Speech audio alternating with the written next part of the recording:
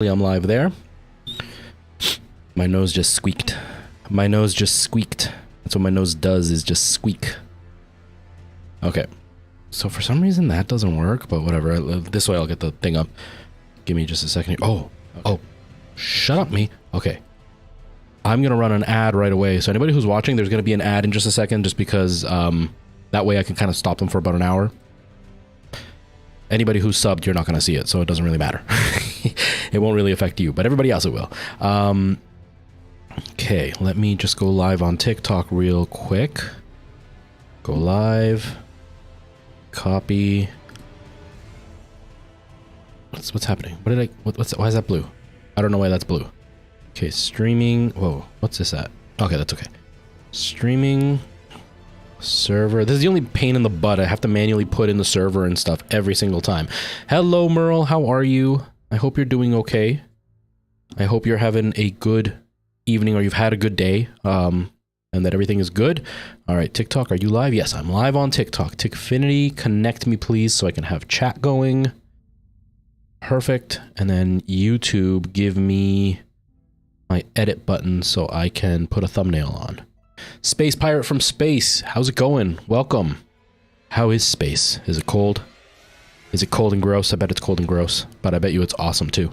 Elden Ring thumbnail. No, it's not made for kids. Does it say Elden Ring in the game? Does it show the Elden Ring game? I don't know, maybe. Whatever. That should be good enough, I hope. I hope anyway. I think it's Elden Ring. I don't know, we'll see. Very relaxed day, nice. Nice. I've had an okay day so far. I woke up about maybe 2 hours ago and gave Nora her lunch, got showered and everything, and now I'm here. Still a little bit kind of tired. Oh, I didn't take my pills. I gotta take my pills. Where are my pills? What time is it? It's 1:30. I'm supposed to be taking them right now. My watch is about to go off to tell me. But yeah, I'm doing okay. It's been a pretty good day for me too, so I'm glad you're having a relaxing day. Just gotta make sure that I actually can see TikTok chat and that it's actually working, because that's one of the things, is this Tickfinity isn't great for oh crap. Oh well. Tickfinity isn't great for showing me chat. It doesn't always work. So I'm hoping it's working. I don't know. I'm hoping it's working. We'll find out in a little bit. Oh no, is your internet really choppy? Is everybody else really choppy? I don't know. It could be me. It could be my side. I hope not. Hey, that was really weird. Nikki, thank you so much for that sub. 31 months. Holy crap. Holy crap. That's insane. That's... Wow. Wow, I can't believe that.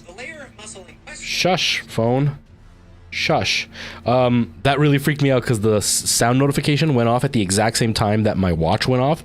So I thought I was hearing my watch in my headphones, and it really freaked me out because I was like, how am I hearing my watch? I'm wearing headphones. I didn't hear anything. Okay.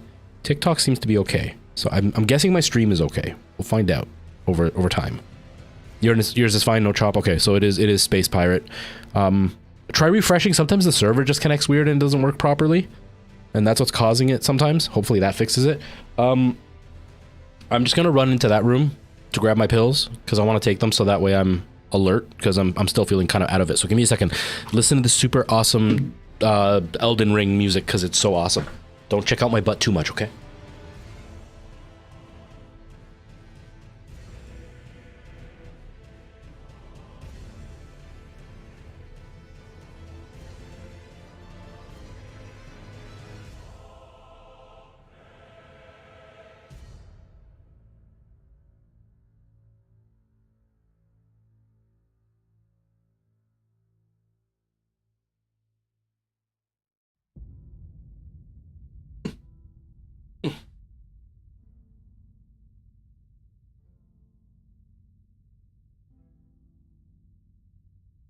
Oh yeah, Twitch is a disaster for reliability. I've noticed that sometimes people will come in and they'll tell me that they'll hear me but they can't see me, or they'll see me but they can't hear me, and that's like a really common occurrence. Everybody else is fine, but there's like one person that just can't get it to work. The one time I was streaming, I couldn't see myself. It showed that I was live. The little like logo was glowing saying I was live, but I would click it and it would say you just missed the stream. And then half of my viewers could hear me, but they couldn't see anything. And the other half could see me, but they couldn't hear anything. Not a single person had my stream actually working.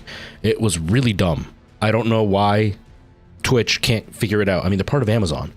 You would think they would have servers that, you know, worked. It's kind of dumb. Yes, these are compression gloves. So they're pretty tight right now because I just washed them. And I forgot to wash all my other pairs, but I did wash one pair. So they're pretty tight right now. So gaming is going to be a little bit rough. But yeah, they really help. They really help with the pain. Yeah, Nikki, yeah, it's so common. It's so dumb. It's so dumb. Okay, so we're going to continue with some Elden Ring. We've been kind of just wandering around the last few streams, so we're just going to continue doing that. Did we? No, we weren't starting a boss fight. I think we were just wandering around wasting time, which is not new for me at all. There's no surprise. Yeah, I think that's it. I don't think there's anything else for me to really say. Nothing else really going on.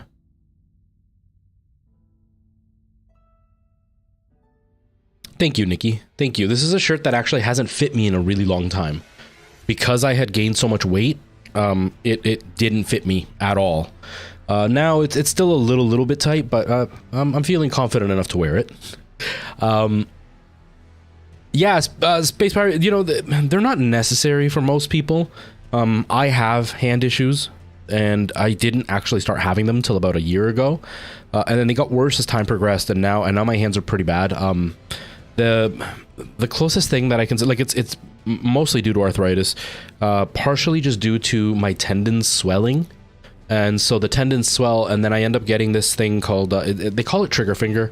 Apparently people who shoot a lot of guns in the military end up getting it. But your tendons end up swelling to the point where they lock up. And so that's what happens to me. I can close my fist all the way and open them. But if I go past about this point, they lock. And to open them is actually painful. It feels almost like, I don't know how old you are, but if you've ever seen those like snap bracelets that were really popular in the 90s that are basically like a measuring tape, it feels like that. Or if you take a measuring tape and kind of click it, that's what it feels like when I open my fingers when they lock up, except it's painful. And that really sucks.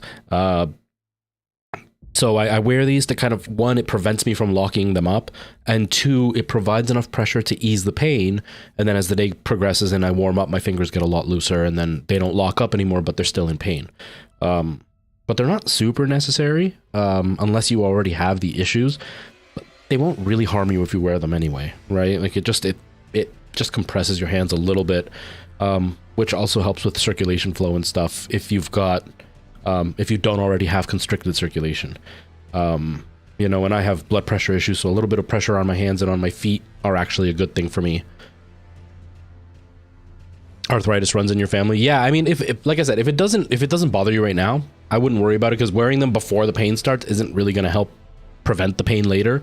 This is just a treatment for the symptom. It doesn't actually help what's causing it. The only way that I could fully heal the locking is by not using my hands for a few weeks to allow the tendons to fully heal.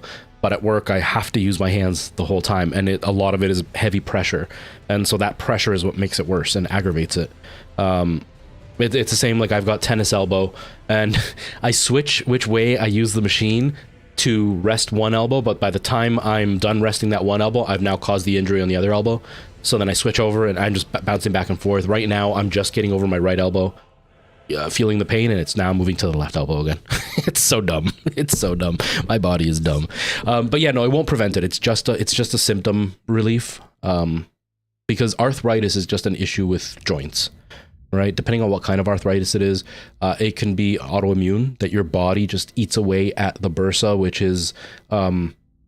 it's like a little sac that's in between all of your joints, and the little sac is filled with a tiny bit of liquid. The liquid is very similar to, you know, when you cut yourself and you're no longer bleeding, but that little like clear liquid comes out? It's very similar to that. And so that's in those little sacs, and people who have a certain type of arthritis, that sac gets eaten away, and so then it becomes bone, like cartilage on cartilage, until eventually that wears out. For some people, the bone ends up almost fusing and growing more, and so you get a bunch of deformities from it. So it all kind of depends on what kind of arthritis it is. Some people, it's literally just a wear down of the joints and there's nothing that really causes it. It's just old age. For me, it's more of the fact that I abuse my hands. Part of the arthritis is I played music for so long, and contorting my hands in certain shapes and playing so many instruments and not doing it properly caused damage. But right now the major pain is from the arthritis combined with the swollen tendons, and the only way I can cure that is by just not using my hands for a few weeks, and I just don't have that option.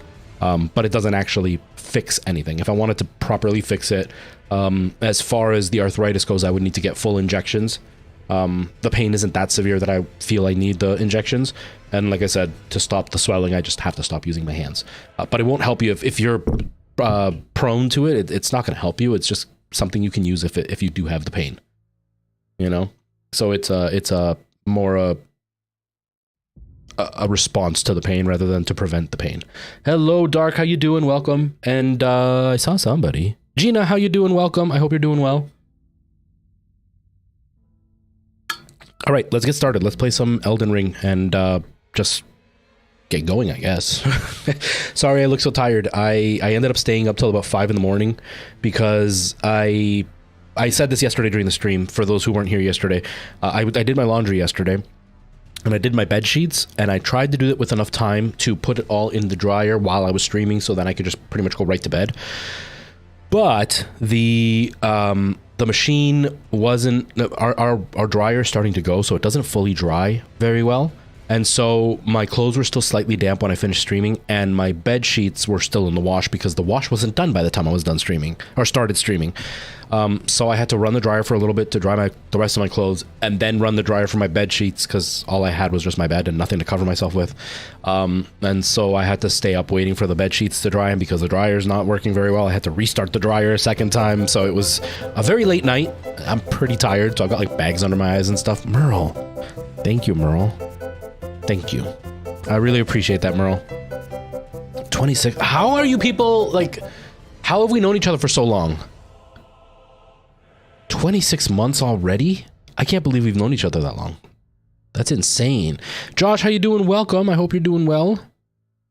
I'm doing good, Gina. Just tired.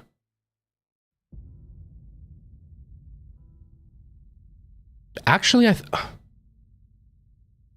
that is weird, Merle. I don't know. Can I look it up here? I don't know if I can look it up. Streamlabs.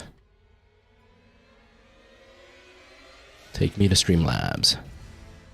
Take me to Streamlabs. And now go to my dashboard, please. I don't like the way that the Streamlabs website is now set up for you to get into the dashboard. I don't like it. Okay, so recent events. Can I see recent events, merchant giveaways, alerts, volume and settings, game widget? What is this? Nope. Okay. Huh.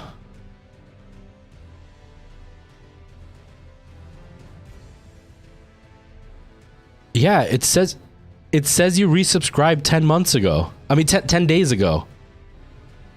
And then you resubscribed Prime now. Why did it do it 10 days ago and do it again now? That is so weird. 1 of 1. My hands are a little bit more pain today. Last night you asked. I think you were gone by the time I answered because I didn't see it right away.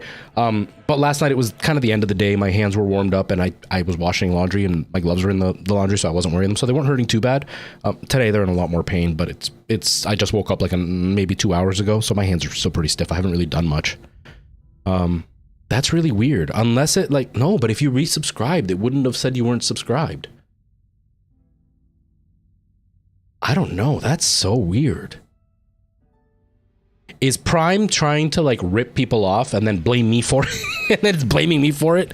Pretending like I didn't allow you to be subscribed or something? I don't know. That's just weird. That's just weird. Okay, let's get started. Let's play some Elden Ring. That's so weird. Yeah, I guess you're supporting double. Merle is outdoing everybody. Merle's love for the channel is bigger than everybody's love. Haha.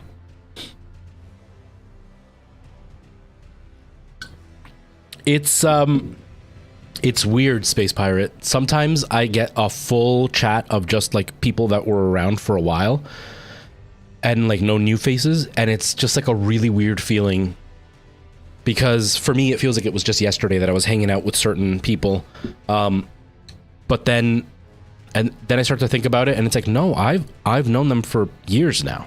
Like it's been years they've been in my chat or whatever,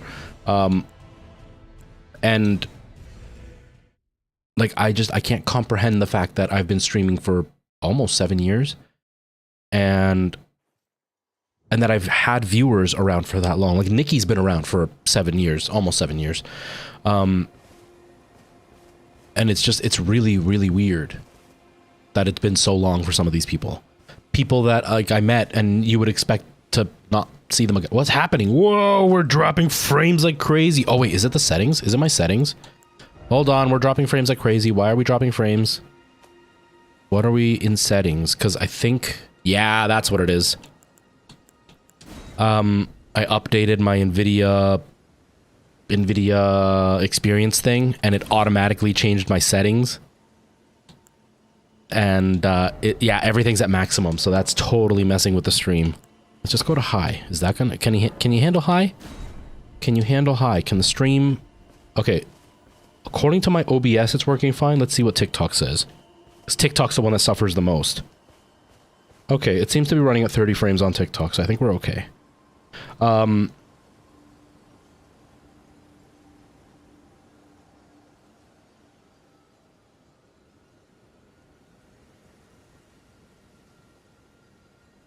Really, Nikki? Maybe there's something on their end. Like maybe because we're getting like into tax season, right? Like we're in tax season right now, aren't we? So maybe their side resets the computers and it's resets them, including all the subs and stuff. Maybe that's it. I don't know. That's really weird.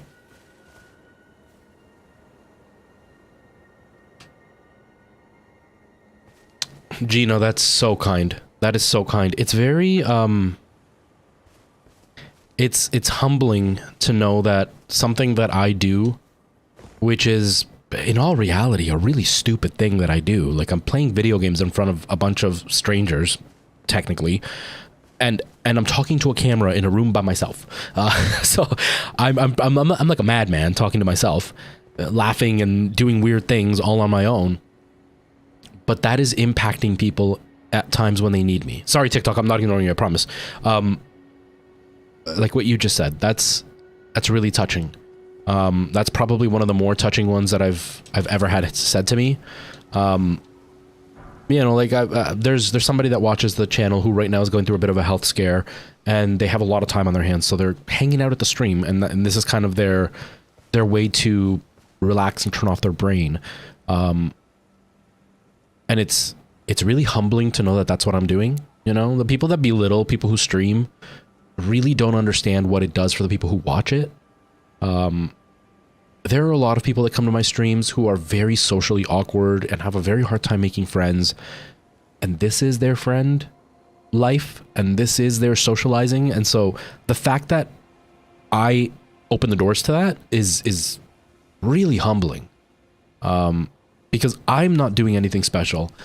I've just allowed a bunch of people to connect and form friendships, and my channel's kind of just the room it happens in, which is so humbling. I'm glad that we were able to help in any tiny way, Gina. I'm really, really glad.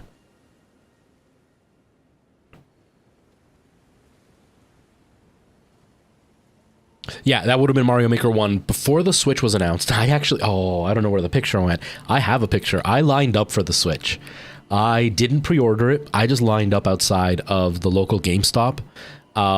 We showed up at 8 o'clock at night the night before it opened, but before it launched, and we waited outside all night, and we had a relatively tame winter. Well, it was cold, and then it kind of eased off for a little bit, so we went with blankets and like a big, I wore like 2 sweaters and a jacket and 3 pairs of pants to try to stay outside because it was cold.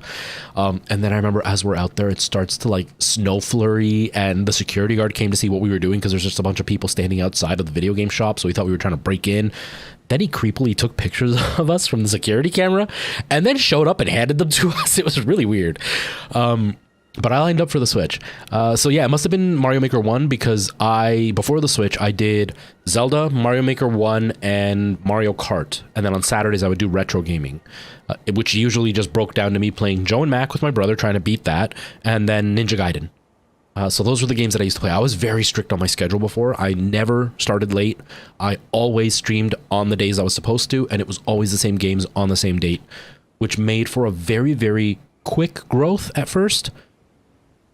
But it's very hard to maintain because you burn out very quickly. Very, very quickly. Jake, how you doing, man? How are you? Okay, are the frames still being dropped really badly? I hope they're not.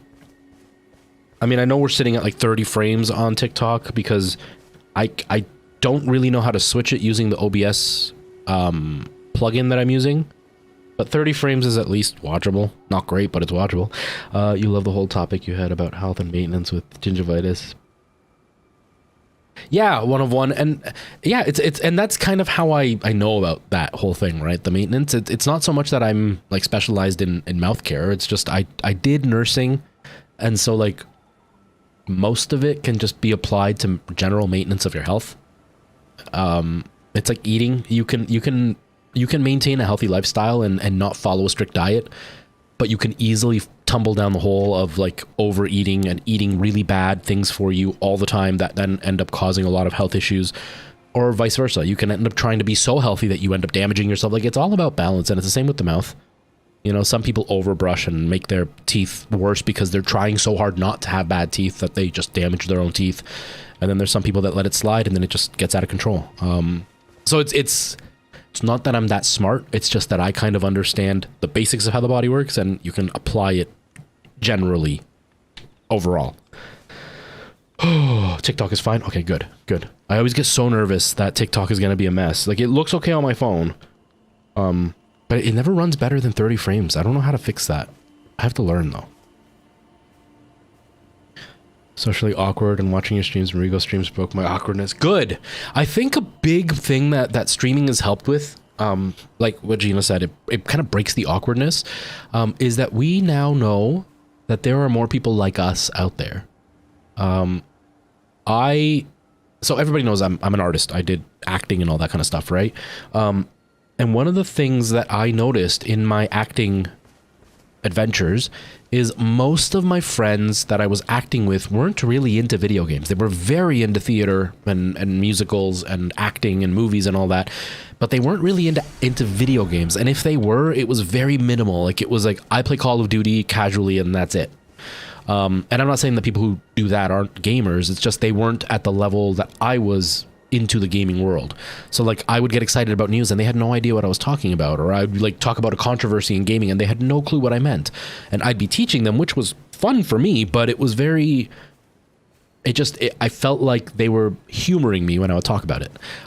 So I felt like I was the only one that was like that. I've always been very socially awkward. I've gotten better at faking it. I became a very good masker. But for a long time, I always wondered why nobody was just willing to admit that they were weird. I eventually learned that I was masking and everybody was fine, and I was the one that was thinking outside of the box. But I think the online world, streaming and content creation, has been able to unite people who otherwise may not have known that the same kind of people existed outside of themselves. Like I said, I had no idea there were so many people that were so passionate about video games, or that were experiencing the same social awkwardness that I did. And it's been really cool to be able to connect with that. To have friends that I see understand gaming like I do, and like video games like I do, and it's not just what's like overall popular. Instead, they can like very obscure things. It's cool. I think streaming is really, is really a unique thing that has allowed that to happen. Oh crap. Whoa. Oh, I wasn't ready for that.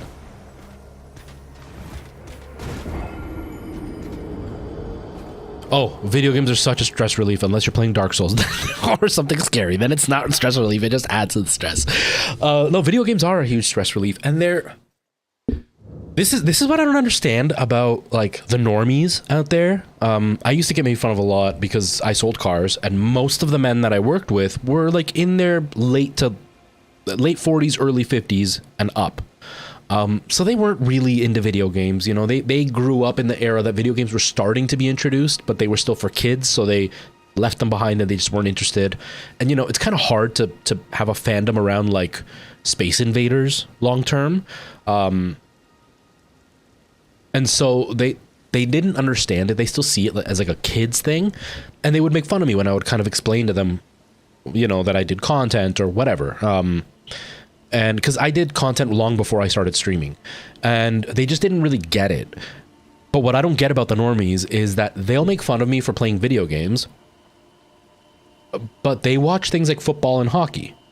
And in my mind, I'm like, it's the same thing.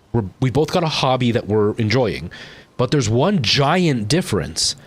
I have an impact in the game that I'm playing. You screaming at the television and telling the coach what to do from your couch while you're sitting there eating your bag of chips doesn't impact the game one way or another. You literally have zero effect on this game. And you're so devoted to it, yet that's not something we can make fun of. Blindly devoting yourself to a bunch of people who don't even know you exist and you have zero effect on, that's acceptable. But playing a video game that has an intricate story that you participate in, that you actually accomplish, and that you get something out of is ridiculed. I don't get it.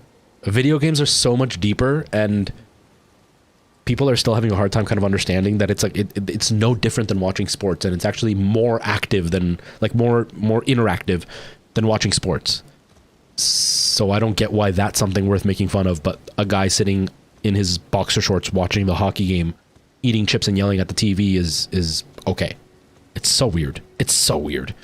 Hello, we win. How you doing? Welcome. How are you? What the heck? My chat stopped again.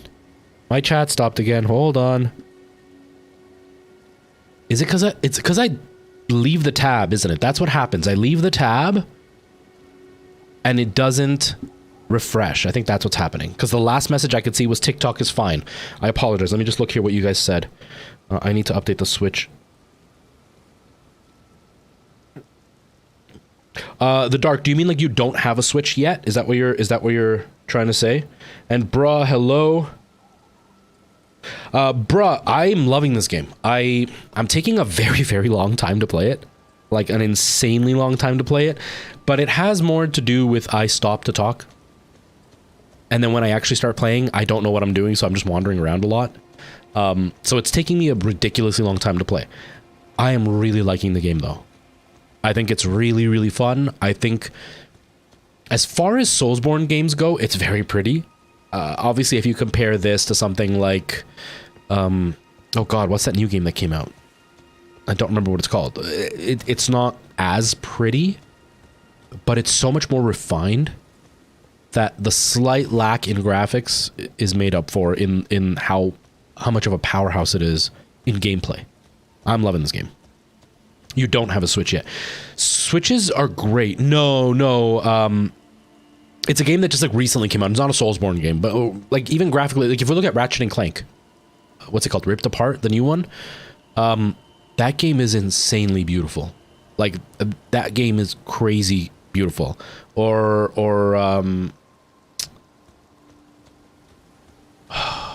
the one with the red-headed techno caveman people. The red-headed girl is the lead. Something West. I'm having a real big brain fart right now. Horizon. That's the one. The new one. That is an insanely beautiful game. But it's far less accurate in gameplay. It's still very, very well done. Don't get me wrong. I'm not saying that like the mechanics are bad. It's just it's like comparing drinking a cheap $5 beer to drinking like a $50 glass of wine. They're both good and they're both going to get you drunk, but the glass of wine is just so much more refined And that's how this is. The control scheme and the AI is just so well refined in the Soulsborne games. But graphically, they've had to cut some corners, whereas, you know, Horizon graphically is a powerhouse of a game. But it's kind of what happens with the Soulsborne games. They're beautiful games, but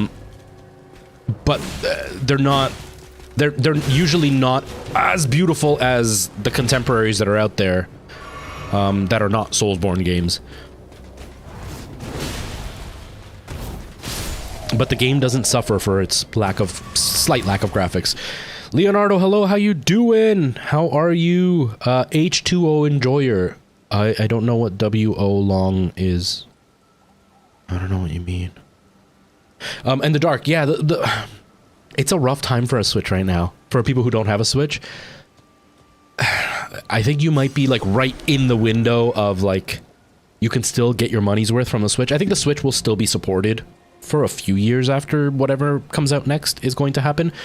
But I'm pretty positive within the relative near future, we're going to at least get an announcement of new hardware being worked on, or at least enough leaks that it's going to be next to impossible to deny.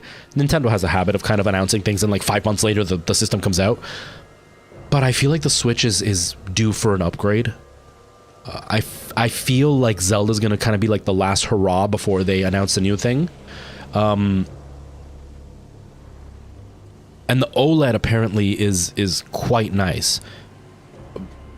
But I think if you wait like more than a year, it may not even be worth the money anymore because something new will come out and then support will eventually wane on the original Switch. That being said, Switch has a lot of games. I played my Switch a lot. I've got hundreds of hours into my Switch. I don't play it anymore, but that's just because there's nothing I want to play. Thank you so much, Steve, for the follow. I appreciate that. There's nothing that I really want to play right now, so I haven't really used my Switch very often. But for what it is, the Switch is quite an impressive little console. Oh, Wolong. Oh. That went way over my head. That was the initial game I was thinking of. Wolong. That was the one I was thinking of. I was like, Wolong. I was trying to think of like, were you saying how long, or is like WO a short form for something? Like, are you asking me something about the game that I don't understand? That's the game I was thinking of. Wolong. Yeah, you're right. I'm not getting it only because budget is very tight right now. And so video games are kind of on the back burner. I'm not really buying anything. I'm saving up to get the Resident Evil 4 remake. I was saving up for the PSVR 2, but in Canadian shekels, it's like almost $800. And so I'm going to wait for my inheritance to come through. And once that comes through, then maybe I'll get it. I think I might get it. It might be worth it. I don't know. We'll see if I have any leftover money after I pay some bills back. But I'm saving up for the Resident Evil 4 remake because after some of the footage that I've seen, I'm really curious about it. I wasn't going to get it because I've played that game to death. But the footage got me. The footage hooked me. I need to play it. It's going to be a remake of number 4. The remake of number 4.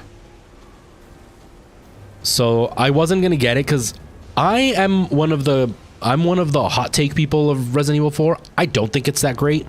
I think it's good, but I don't think it's like the end all and be all for Resident Evil. Whereas a lot of RE fans seem to see that one as like the pinnacle before it went downhill. Whereas for me, it was like, no, that was when it went downhill. 1, 2, and 3 were like, 2 was the pinnacle for me. 3 was kind of like, okay, it's still good, but not great.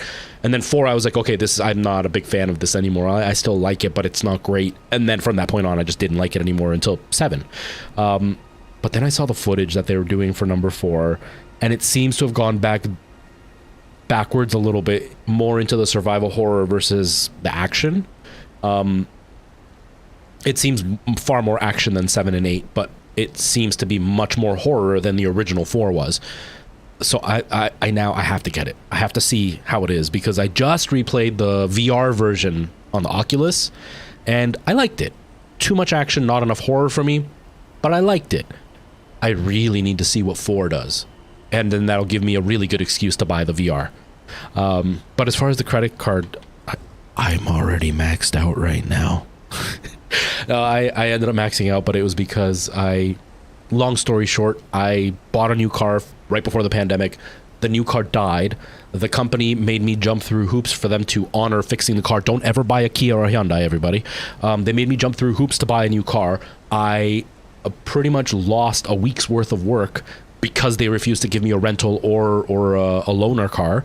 And so when I got the car back, after almost 2 months of them having it, I sold it. And so I bought a junker, and then the junker died on me like within 4 months. And so at that point, I had no choice but to buy a relatively new used car, and I had to max out my credit cards to kind of cover all of that.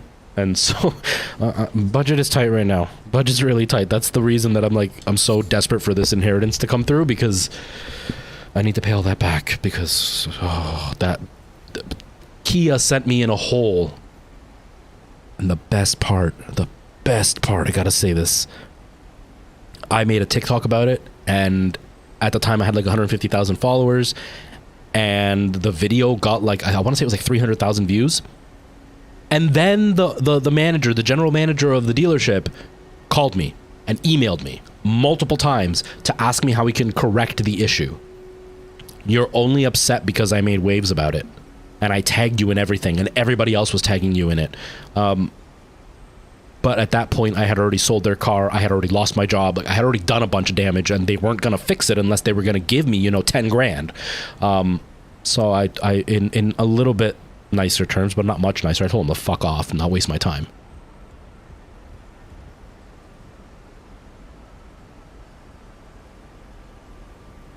Oh my God, Steve, that's crazy. That is a lot of hours. I think the only game I've ever spent even close to that many hours on, and it's not even one game, it's the Soulsborne series in general, but still not even 1,000 hours. I might be getting close to like 500 hours in all the Soulsborne games combined. That is a lot of time in this game. Holy crap. And you're not the only one that I've heard has spent like really high number of hours on this game. I can see why though. Uh-oh, there's a bat here. Oh God, there's multiple bats. I'm gonna die. Get out of here, words. Go away. I'm cornered. Oh God, I'm cornered. I'm gonna die. Oh, holy crap. Just run, dude. Where's my... Run from the bats, run! Run! We went... Did I not touch the grace? Did I walk away from the grace? I wasn't paying attention. I was too busy talking about my car issues. But needless to say, I went and bought a Honda Civic, and I am incredibly happy that I bought a Honda Civic.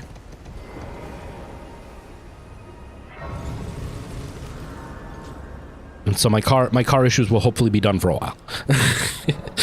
But yeah, that's all to say that right now budget's super tight for games. So I'm not buying anything. I'm trying not to look at anything until I get Resident Evil. I'm really struggling though, because I really want Sons of the Forest. I hated survival games. I was never a survival game fan. And then I started on Minecraft, which is like the most light survival ever. And then once I kind of got over playing that, I went into Subnautica, which was much more survival. And then straight from Subnautica, I jumped into Green Hell, which is like the pinnacle of survival. And then I started playing The Forest. And now I want to play Sons of the Forest, because I'm really interested. Yeah, so I've had 3 Honda Civics now. My very first car was a Honda Civic, a 1991 hatchback 2-door Honda Civic. It was charcoal gray. It was automatic. It wasn't stick shift because at the time I didn't know how to drive stick. It was like the crummiest little car, but it was in such beautiful condition, and I totaled it. Then I had a 2003 Honda Civic, an SI, and it was like, I don't know if I can get this on camera. Can I get this on camera? There, this. It was this color blue. It was slightly souped up. It was really nice. I hit a patch of black ice and then wrecked the back end, but the car needed a lot of work, and so the fix would have cost more than what the car was worth, so I got rid of the car. And then I didn't have a Honda Civic till now. because my insurance was insane, and Honda Civics tend to be a bit higher in insurance until now. And I love it. It's a 2019, and so it's new enough. I actually don't really like the new model. I like the 19, the what is it, 16 to 20, or 16 to 2021, I think is what the years were. I like that model a lot better than I like the newest one. But yeah, I like my Civic. I like it a lot. So Resident Evil is coming out in a few weeks, actually. I think it's like March 24th, I think is when it comes out. March 20 something. So in a few weeks. As far as Sons of the Forest, so The Forest is a game that's quite a few years old now. I think it came out in 2017. I think it was 2017. Might have been 2013. I don't know. I can't remember, but it's been a few years. Basically, you're in an airplane crash, and then you're just trying to find your son. And you're like the lone survivor, and you're on this island full of cannibals. And it's a survival game, so it's very much cut down trees, build your fort, find food, cook food, stay clean, drink water, that kind of game. While you try to solve the mystery. If anybody's played it, please don't tell me anything, because I don't know anything about the story. I'm only like at the beginning phases of it. And so Sons of the Forest is the sequel to that. I think it's a totally separate story from the original game, but it's like updated with way nicer graphics. The AI is what really set this game apart, because most games, you know, the characters are either aggressive or they're not aggressive, and that's kind of where they land. Whereas in The Forest, it was like the beginning stages where like they would watch you, and based on how you reacted, they would react to you. So they would get aggressive, or they would just be curious and kind of watch you from a distance, or they would like fake attack you but then run away and like just to try to kind of set you off. But if like they saw you attack one of them, then the whole group would come down on you. Like it felt very much like tentative native people coming after you. And apparently this new one has even better AI, where like I saw one clip where the guy doing the review killed a character, and the big tank character, the big tank bad guy, grabs the dead character that you just killed, kind of looks at him, throws him, and then just comes at you, almost like, what did you do? And then runs after you. It's like that level of realism in the NPCs just adds so much more to it. That's like, it's really freaky when you're like in the middle of the night in the game, and then you hear them like laughing and screaming as they run by in the dark, but you can't see them. I love that. So I want to play the new one. It's definitely not a game for everybody, because like I said, it's fort building and resource gathering, and it can be very slow going when you don't really know what you're doing. But it's fun, and graphically it's not a bad looking game for a game that's still within the not alpha, what's it called, the thing that they do on Steam where you buy games that aren't really complete, whatever that's called.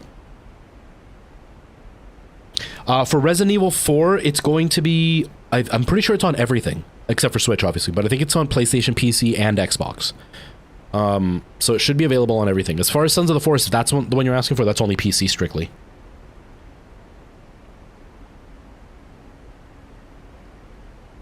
Ooh, sauerkraut. I like sauerkraut.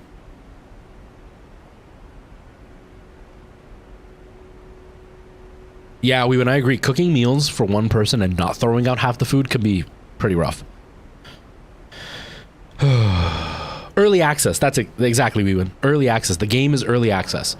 For an early access game, it's very pretty. It's got some glitches apparently, and some of the mechanics are still very basic. But it's early access. They're going to continue building on it.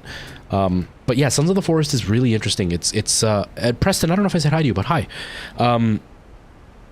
It can be very, very bone-chilling at times. The game is much easier when you play co-op, at least the first one.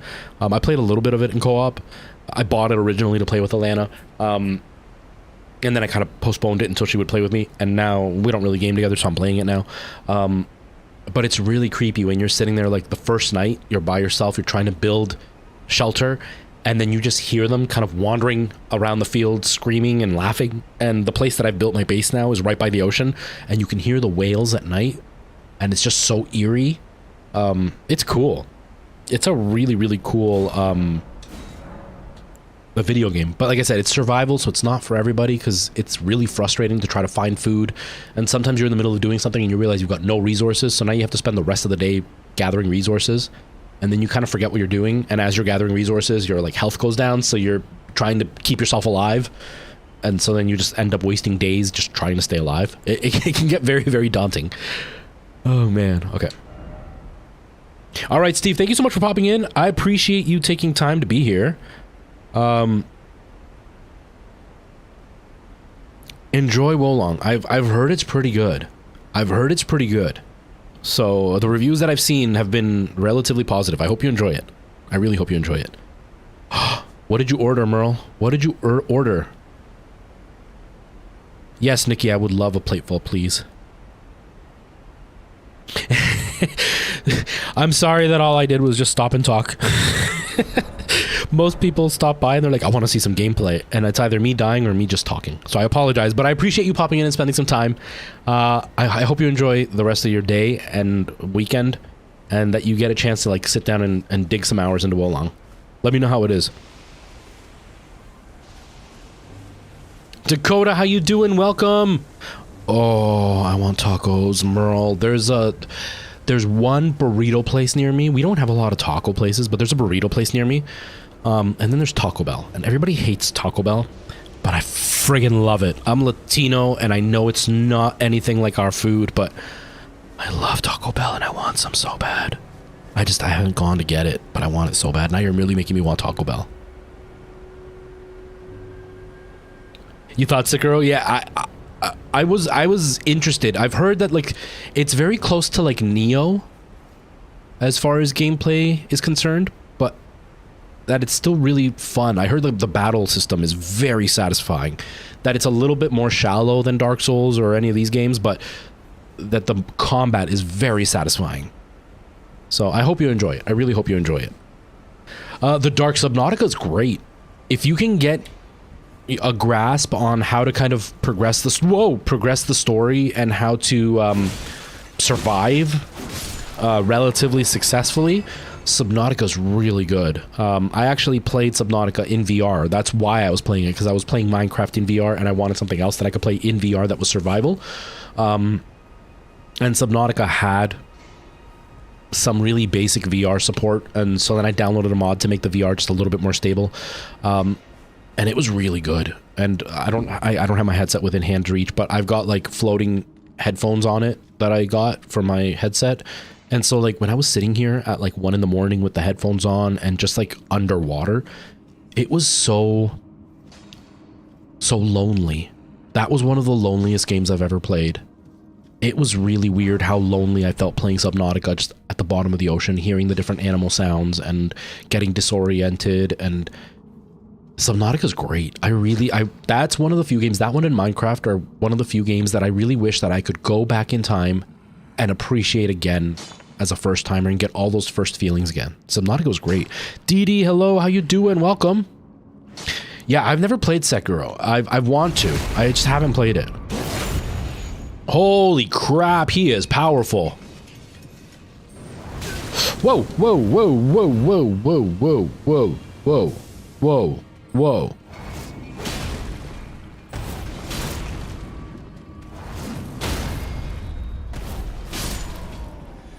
Dang, a backstab barely did anything to this guy.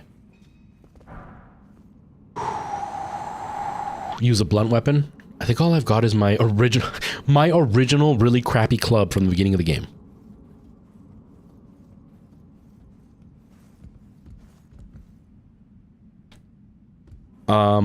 Is there a reason you're trying to put on weight, Dakota? Like, do you have a goal in mind, or you just feel like you're a bit underweight and you would like to be a little bit bigger? Taco Mundo. Oh man, that's awesome. There's not a lot of taco places here. There's a notable Latino community in Canada, especially in my region, but not a large enough community to warrant having taco restaurants. And when there are taco restaurants, they're usually run by a Latino family. It's usually family owned and operated. But the problem ends up being that the Latino community doesn't really support each other. And so, whoa! Oh, I'm poisoned. Crap.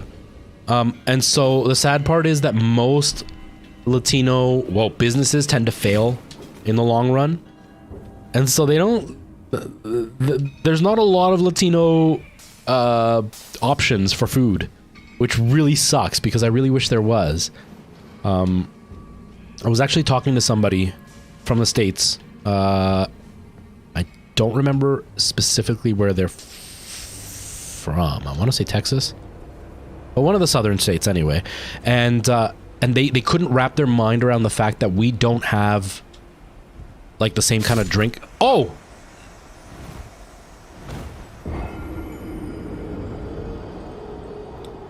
I don't know what I was thinking. I was looking at the poison bar, and for some reason I thought that when that emptied, I would take damage. I wasn't watching my health. I didn't, it just didn't clue to me that the bar was how long I was poisoned for, and my health was going down the whole time. Oops. A little bit thin. Yeah, I'm 5'10". Okay. So I'm not ashamed of my height. But I've been 5'10" and a half my whole life. And then I went to the cardiologist for one of my follow-ups, and they measured me. I swear to God it was because I was slouching. It had to have been, because she measured me at 5'8". And there is no way. I'm either shrinking because I'm getting old, or I was really slouching badly. Because I've always been 5'10" and a half, and the last time I measured myself was about 2 years ago, and I was 5'10" and a half. She measured me at 5'8". It had to have been wrong. I don't know. That half gets me closer to 6 foot, okay? And most women won't date guys under 6 feet. So at least if I'm like if I'm like an inch and a half below 6 feet, maybe my cute looks will get me past. No, but anyways, I'm 5'10" and a half, somewhere between 5'8" and 5'10" and a half, and I weighed 135 pounds, and I was pretty thin. So I can understand you wanting to gain some weight, but don't do it in an unhealthy way. Because one of the things, you're young, so your body can kind of bounce back. But one of the things is people get so preoccupied on how much they weigh based on their height, whether it's they think it's too little or too much, that they take steps that aren't worth it. Being like tall and lanky, being skinny isn't a bad thing. I miss being lanky. I think the only issue I ever had was that because of my height and my thinness, the pants that fit me in the waist were always too short, and the pants that fit me in the legs were always too big. So I hated that, but I miss being able to put on clothes and not having to like make sure I suck in my gut a little bit and loosen the shirt so my chubby tummy isn't just like Santa Clausing on screen.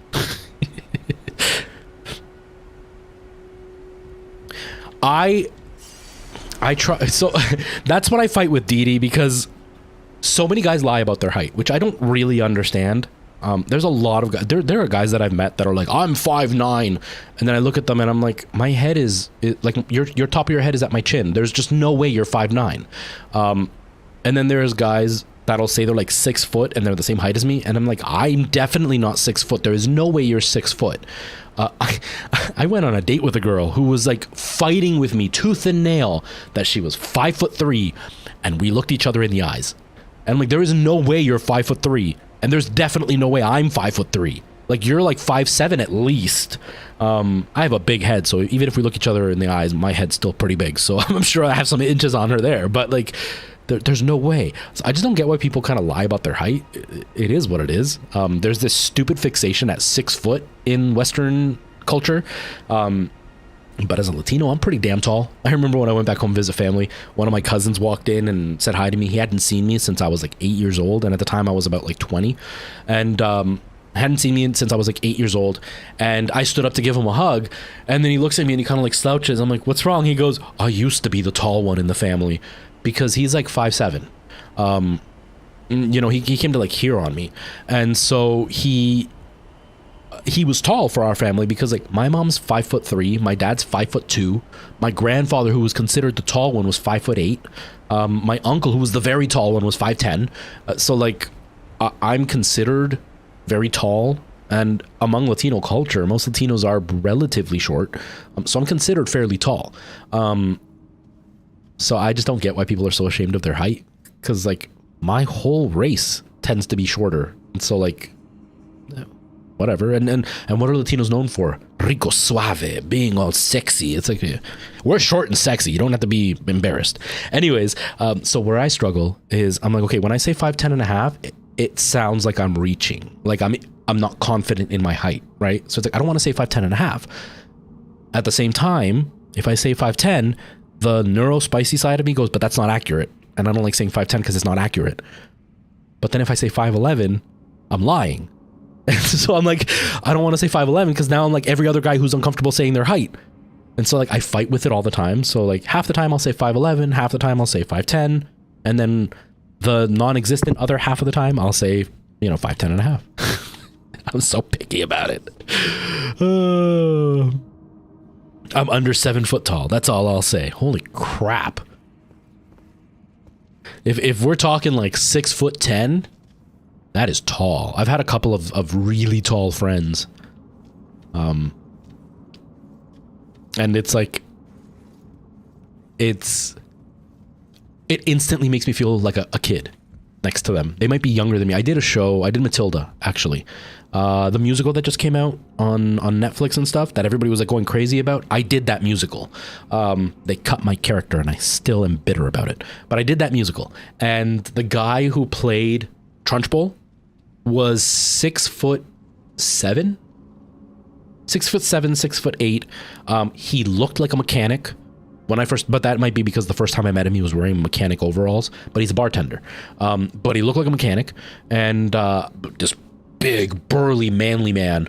And then they did him up and he looked awesome as the Trunchbull. He looked so good as the Trunchbull. But yeah, he was huge, but he was also like 6 years younger than me. I still felt like I was 19 years old next to him. I felt like such a little kid because he was just so tall. The nicest man in the world. They could not have cast a better Trunchbull. It was so good. He made me want to play the Trunchbull because he was just so good at it. It looked so fun.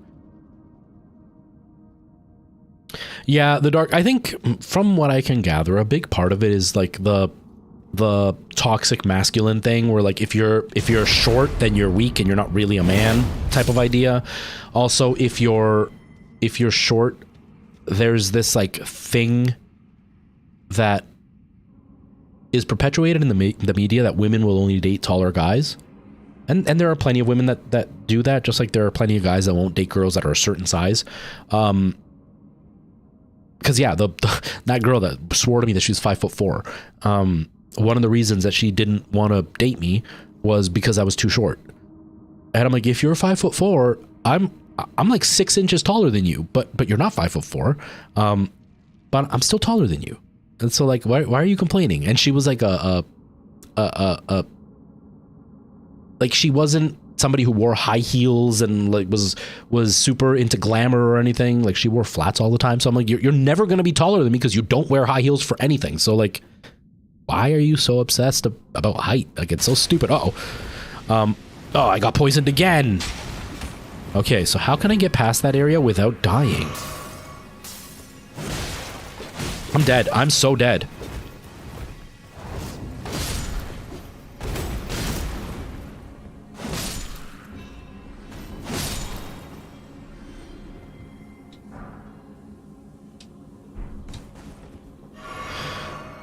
Oh yeah, no, she totally just wasn't into me. She was just making stupid excuses because when she finally discussed with me what kind of guy she was looking for, she wanted a musician who was a singer and who had tattoos. I don't know what she calls these, but like pretty sure those are tattoos. It's half a sleeve. It's not like I'm covered in them, but I've got half a sleeve.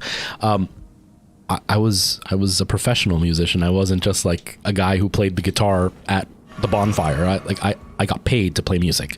I had a CD. I was out on the radio and stuff. And I toured. So I was a real musician and I was the lead singer of the band. So like, and then she's like, well, I like guys who are really fit. I was never really fit, but like I wasn't completely out of shape.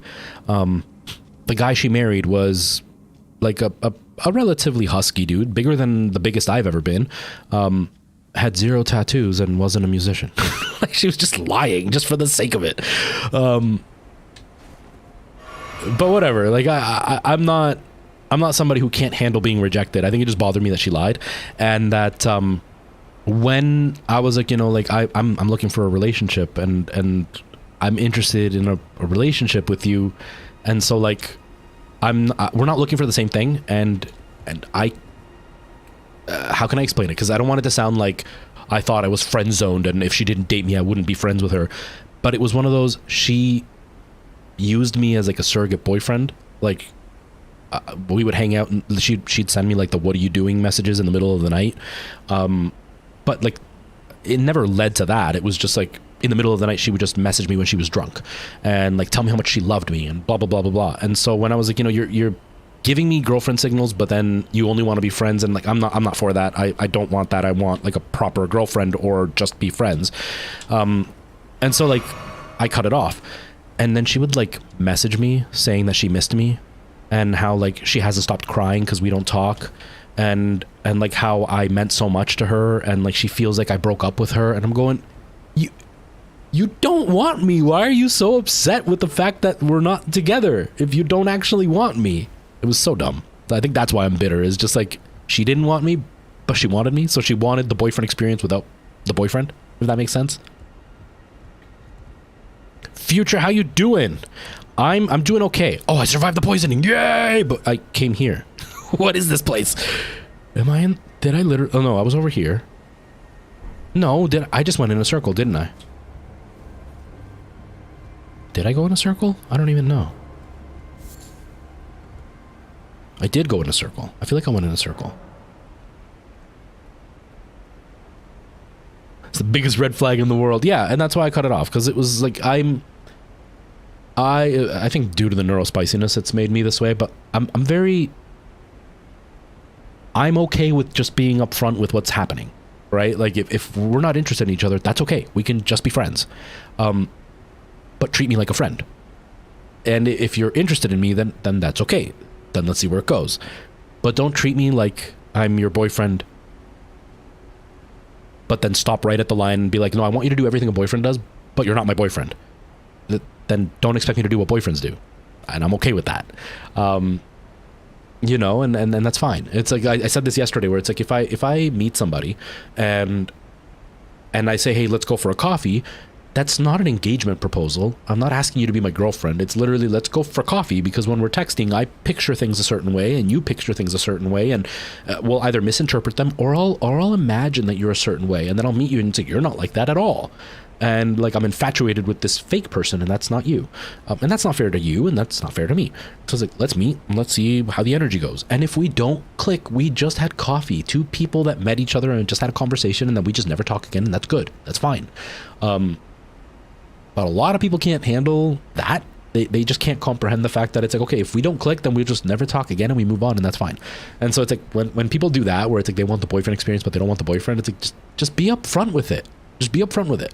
And then if I'm open to that, then cool. If I'm not open to it, then just at least give me the decency to let me know. You know what I mean? Hello, Rigo. I'm pretty sure I'm 5'8". But I was just in a show, and a guy who was definitely shorter than me and said he was 5'8", so somebody's lying. Yeah, I think, like I said, I may have shrunk by now, because we've never stood next to each other. Like, the times we've hung out, we've like never stood next to each other. But I'm pretty sure I am slightly taller than you, but not by much. Like, an inch or two for sure. So like, if you're 5'8", it would make sense, because if I'm 5'10", like that makes sense. But I may have shrunk, and so I may be 5'8" now. But yeah, I know you're like, you're slightly taller, you're slightly shorter than me. I think it's less noticeable now, because like when we first did shows together and everything, you were just coming out of being a teenager, and so like you were still in that like slight growth phase.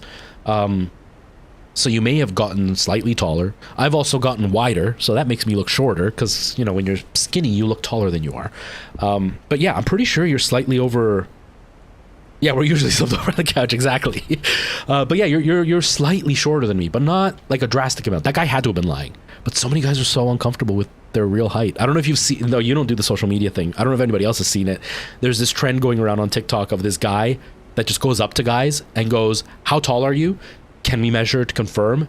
And like 95% of the time, the guy exaggerates his height. There was even one guy that's like, I'm 6'1" or something like that. And he's like, can we measure you? And he goes, okay. He goes, if you're right, I'll give you $100. And then right when they're about to measure him, they're like, so do we use your hair or do we not use your hair? He's like, use my hair. And he had like big hair. And so they measure, he was exactly 6'1" with the hair, but he had like 3 inches of hair. He had a lot of hair.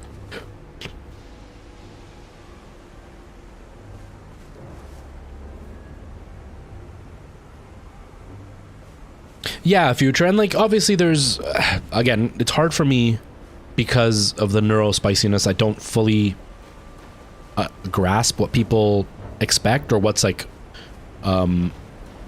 acceptable, I guess. But so I try to be, you know, a little bit mysterious, I guess. I try not to be super blunt, but I also try not to lead people on. Like there was, oh, I forgot, this is the place with the bats. There was a girl that I talked to for a few, now this is years ago, right? But there was a girl that I talked to for a few days, and then we met up. And when we met up, I felt like she talked a lot. Like a lot. And so when we finished, we had a pleasant conversation. We had an okay time. Oh no! We had an okay time. It wasn't anything crap. It wasn't anything to write home about. But it wasn't a horrible experience. I've got some terrible dating stories. But it wasn't a horrible experience. But it just wasn't for me. And so I went home. And then about an hour after I got home, she texted me and she's like, hey, she goes, I've got nothing to do tonight. Why don't you come over and we can watch a movie? It was a musical. And so I was upfront with her. I wasn't going to lead her on. I wasn't interested. And so I messaged her back. I'm like, look, I had a really good time. I'm like, it didn't click for me. Like it just wasn't, that just what I'm looking for wasn't there for me. You're a great girl. I had a really good time, but I don't want to waste your time.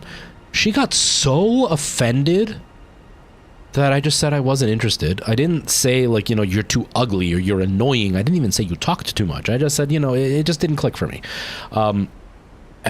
She just started like ripping into me that I was ugly, that I never shut up throughout the date, that, you know, I was so into myself.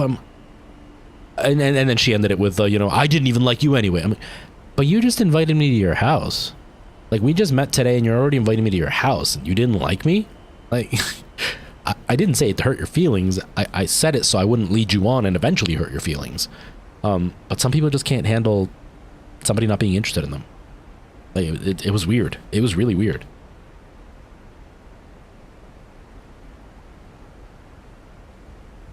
But, dating is it's a mess. It's a mess. I don't miss it. I really don't.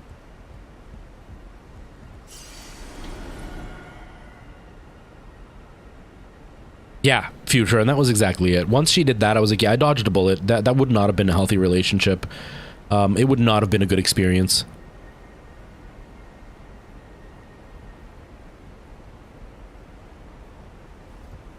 But like I had some interesting people. There was a girl I went out with. We went for a coffee. The same thing. We talked for a couple of days and then went for a coffee to see if we could get along. And we met. I always like to show up slightly early just because I want. Hazy, thank you so much for that follow. I really appreciate it. Welcome. I like to get there early just because like I'm so socially awkward. I feel really weird approaching somebody. Instead, I'm kind of sitting there and I have a moment to kind of gather myself and get my coffee and stuff and just kind of get into that position. You know what I mean? Aiden, thanks so much for that follow. Welcome. So I went to the Tim Hortons. Yes, I'm Canadian. I went to the Tim Hortons and I'm in line and it was right around lunchtime and there was a high school nearby. So there was like a bunch of kids at the Tim Hortons and I'm standing in line and Kevin, thanks so much for the follow. Holy crap. You're getting popular today. Thank you. I appreciate that. And so I'm in line and there's all these high schoolers behind me. And then all of a sudden I feel somebody pinch my butt. And it was all high school girls that were behind me. So in my mind, I'm going, did I just get my butt pinched by like a 15-year-old? Like I'm like, at the time I was like 26. I'm in my 20s and you just pinched my butt. That's really weird. And then the girl was just kind of standing there. She's like, hi. I was like, oh, hi. And she introduced herself and it was the girl I'd been talking to. She didn't look anything like her pictures. So I had no idea that it was her. She looked way younger face to face and whatever. So I was like, well, we're having a coffee. We're not like getting married. So whatever, it's fine. And so I sat down and we started talking and, you know, she's asking about my life. I'm asking about hers and blah, blah, blah. And then she goes into like this whole gut-wrenching spiel about how she lost her kids and like her ex broke into her house and did some stuff to her and her kids, and then the judge didn't believe her. And I'm just like, wow, this is a lot to tell a stranger if it's true. But the story doesn't make sense, so I don't know how true it is. There was a lot of details. I'm not going to go into them. And then she ends up telling me that she has herpes. At that point, I'm like, no, I would like to not have that. I'd like to continue not having that. I would like to continue that not being an issue for me. And then she tells me that I don't have to worry though, because she also had cancer and the chemotherapy cured her herpes. So I didn't have to worry about it. Except that's not how any of that works, because herpes becomes more prevalent when you are immunocompromised. Like if you're sick or whatever and your immune system's weakened, and chemo literally destroys your immune system. So your herpes would get worse, not better. Like, what? Okay. Then she tried to tell me she was a singer, and with her singing, she showed me the song that she sang in because she was a professional singer. It turns out that she did a karaoke competition, and the result of the karaoke competition was that you would get 1 hour in a studio to record, and she said she's the one that won it, but then when she showed me the recording, it was a guy who was rapping in it, so maybe he won it, I don't know. And she was the backup vocalist, but it was one of those like really bad rap songs, like, you know, the guys, like, it was one of those white guys who's trying to sound like he's black but doesn't have the vibe, doesn't have the lingo, but like has that really stereotypical AAVE style of talking that is very fake, and like it just doesn't fit. Do you know what I mean? Like a dollar store Eminem without any of the good lyrics.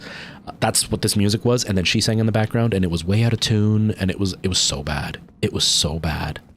But the herpes thing was where I was like, I don't know what I'm doing here.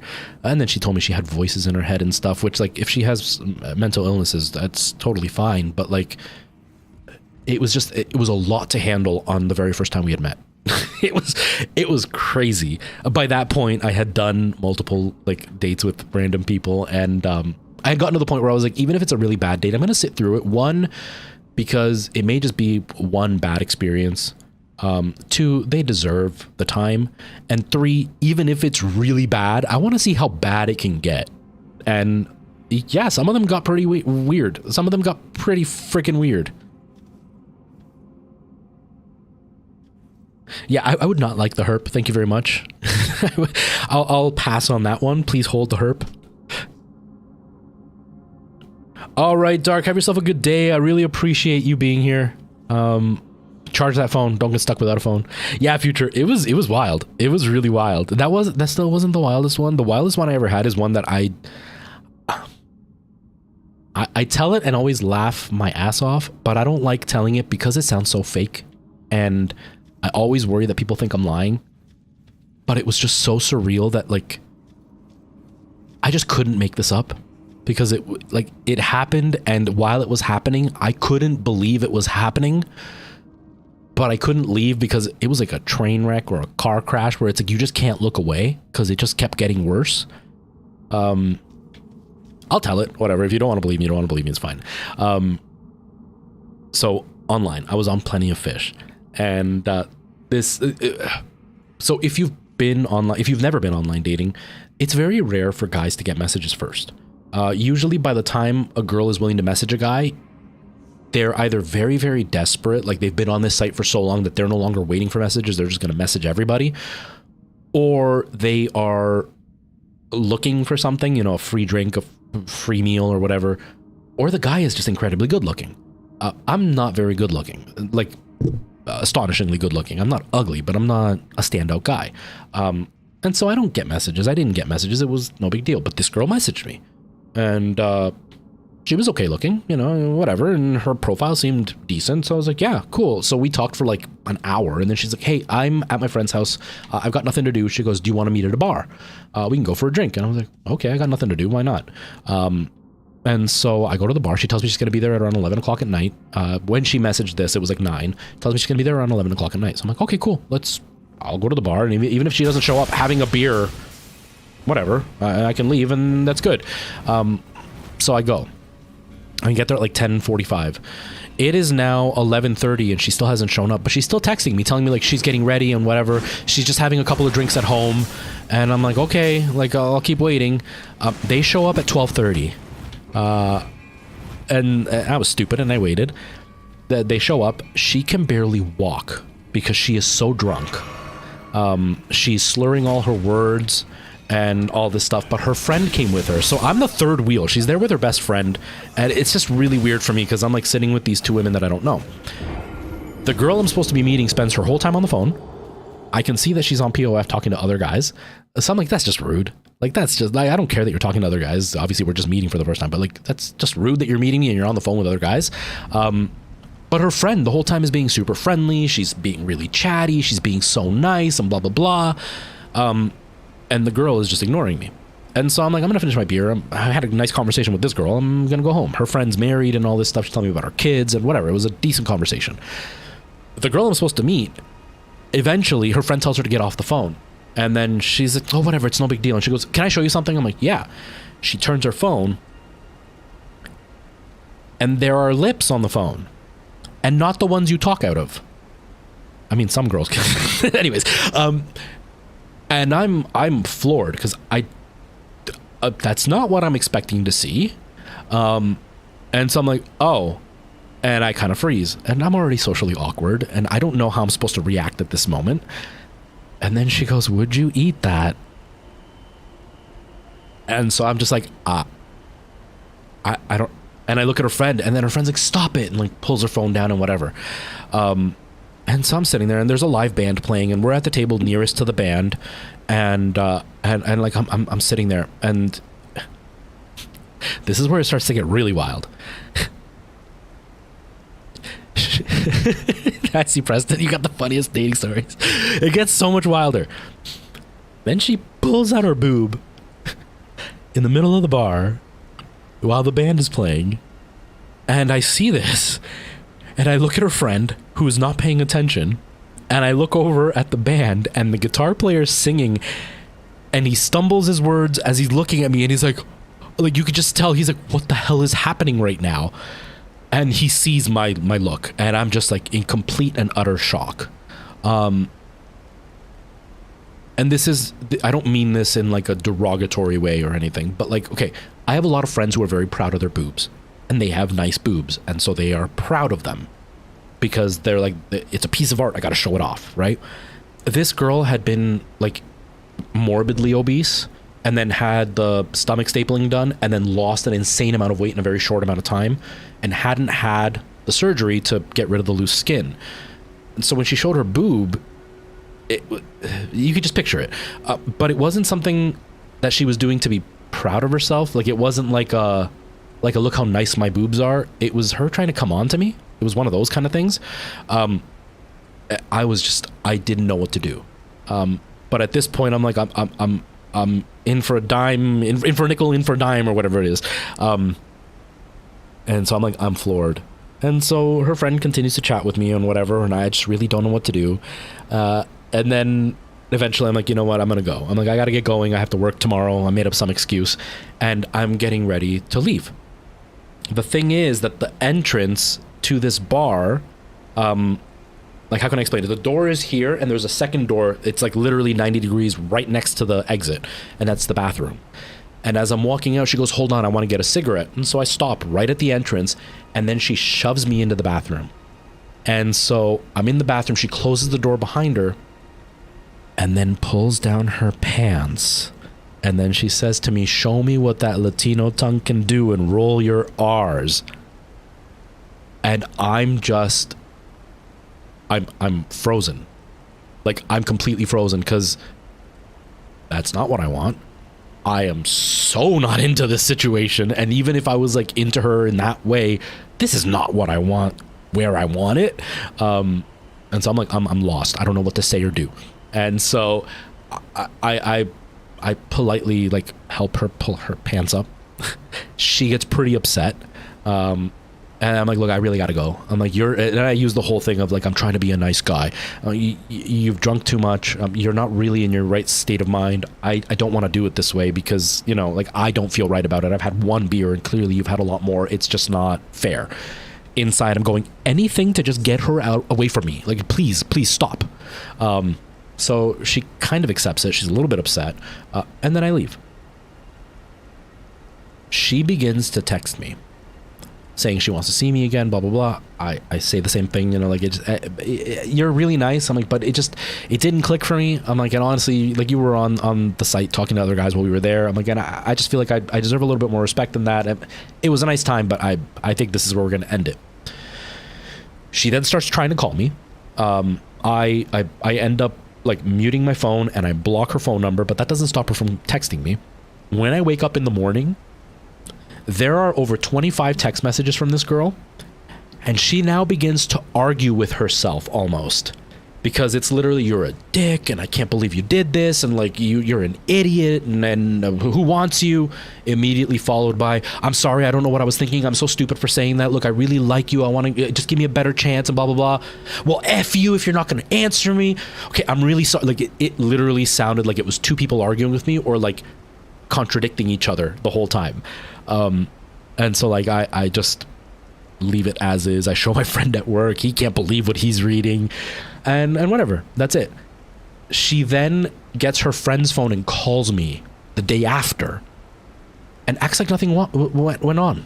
Like, literally like, hey, how's it going? I'm like, hi, who's this? And I don't remember her name anymore, but let's say it's like Tamara. She's like, it's Tamara. And I was like, I don't know if there was miscommunication, but like, why are you calling me? I don't think this is gonna work. And she's like, no, it was a mistake, like, I want to get to know you, and blah, blah. I was like, no, please just don't call me again, like, I really, this is it. And so I block that number, and time goes by. I don't remember if it was 6 months or a year. She messages me on the site and tries to act like nothing happened and like we were long lost friends. I didn't even respond. I just blocked her on the site. It was wild. It was so wild. I have never had an experience like that in my life. And it was so weird that, like, it's unbelievable. Like, it was unbelievable how insane the whole situation was. Because, like, I could get it if, like, one of those things happened, but they all happened on the same night. It was, holy crap. That was just like, oh, that was wild. That was wild. And she seemed like such a sweet girl. Like, her whole profile was really nice, and like, she seemed like she was really like a misunderstood person. And you know, like, she had struggled with weight, so I felt like there was insecurity there. But damn, this girl had some confidence doing what she did.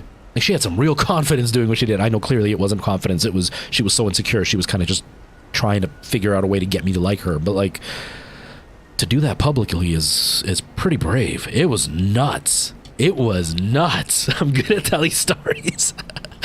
It was, yeah, it was interesting. It sounds like a Tamara. Teabag boobs. The way I describe it, Wee-Win, is picture taking a sandwich bag and just like filling it not even halfway with some water and then nailing it to the wall. It was kind of that. It was bad. It was just a bad situation. And I couldn't believe that it ended up where it did. Like, as it got crazier, I was like, let's see like how wild this gets. Because once she showed me the picture, I'm like, okay, this is weird. This is really weird. But like, it's no real harm. Like, I didn't consent to see this, and I'm not enjoying seeing this, like the picture.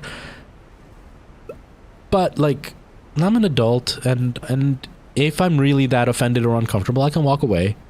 There's no real harm with what she just did. She's drunk, she's being stupid. But then it just like got worse, progressively worse, and it was just like, holy crap, where is this going? Oh man. I am 36, future. I'm 36. I did not want it any other way than teabag. Yeah, it was yeah, it was a really weird experience. Like, I can't believe that it happened. That was probably the wildest one. I had one scary experience, but that was like the wildest one. Last story, the scary one. The other ones were just like we met and we didn't hit it off, or we met and I liked them and they didn't like me, or it was like a bad date as far as like regular bad dates go, where it's like, yeah, it was awkward, or like they really said something I didn't like and it was just hard to be there or whatever. But the one that was actually scary, like that one really made me think twice about meeting people. Whoops.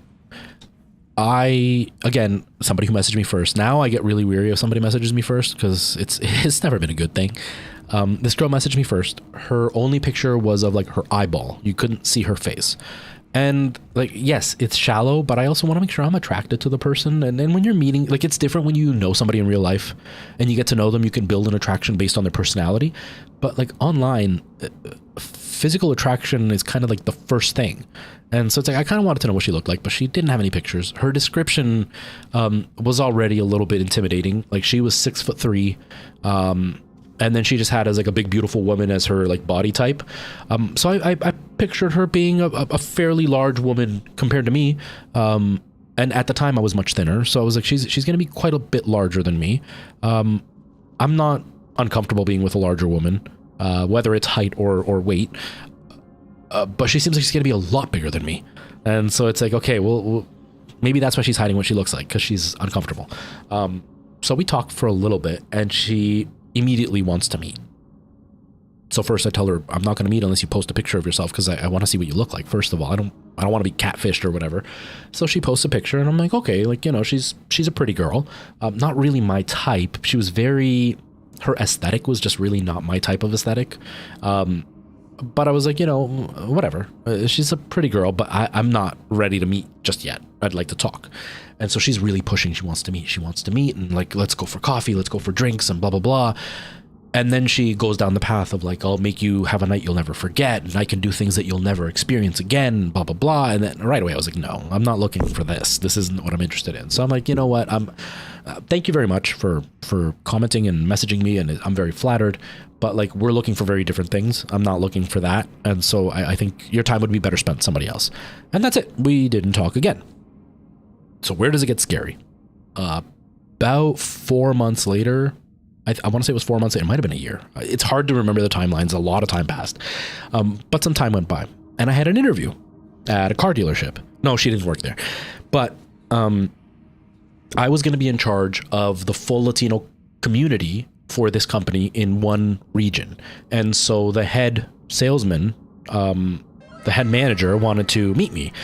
Young Kampura, thank you so much for the follow. I really appreciate that. Welcome. He wanted to meet me. He was obviously looking for somebody and I had been recommended to him, so he wanted to meet me. I show up, he's in the middle of another meeting, so he comes out, he's like, hey, just take a seat here, watch some TV while we wait. I have to finish this meeting and then I'll come get you. I'm like, okay, cool. So I'm sitting outside, I'm in the waiting area watching TV, and they have the news on. And then the next thing I hear is, local Niagara woman has been arrested, more in a few minutes. I'm like, oh, okay, I'm interested, because that's where I was living at the time. And then her picture pops up when the commercials are done. Her picture pops up and it goes, local woman from Welland, Ontario, and it says her name, has been arrested. She was meeting men online, proposing adult activities with them, and then when she would meet the man, she would pick them up and her boyfriend would be in the back seat. He would then, or no, he would be in the closet. They'd come back to her house. He would come out with a knife, hold the man at knife point. He would have his way with the man. He would then take the man to the ATM to pull out as much money as they could, undress the man, and then leave him in the middle of the street in the middle of the night. So, especially in our society, men being assaulted is not something that men are very comfortable talking about. And so no man had been reporting it, and they had done it multiple times. And no man would report it, because how do you report that you were going out for a one-night stand and then instead you were assaulted by another man and then had all your stuff stolen? But finally somebody came through and then she got arrested. I don't know what ended up happening. I know she was pregnant, because that was what the report ended up saying. And so she was let go on bail or whatever while they were waiting for the hearing because she was pregnant. But yeah, I'm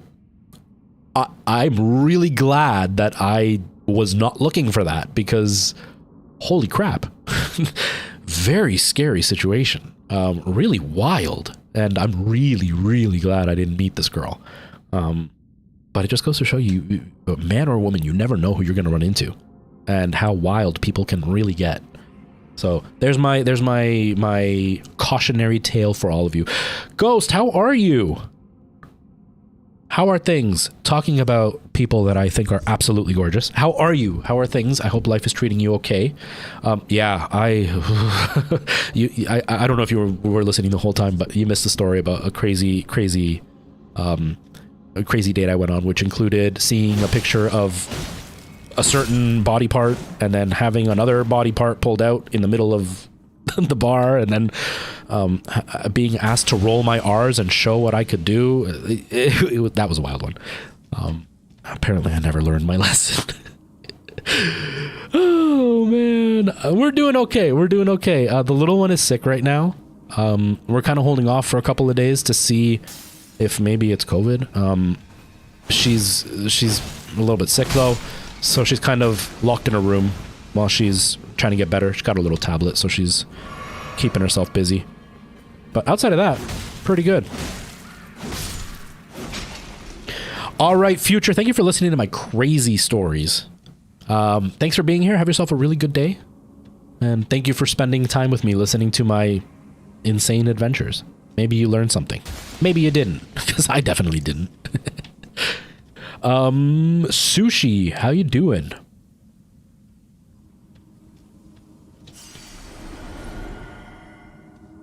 Yeah, Preston, that one was actually like legitimately scary. That one made me very, very uncomfortable. Then I made sure that I definitely didn't ever meet somebody that wasn't in the middle of the day somewhere really public. Because before that, I was willing to like go to a bar at night and stuff. Now it's pretty much like, no, we're going to meet at like a Tim Hortons or a Starbucks or whatever, a really public place where you could just kind of do coffee casually. Because then it's like we both have coffee, we get to talk, and then we get to walk away safely.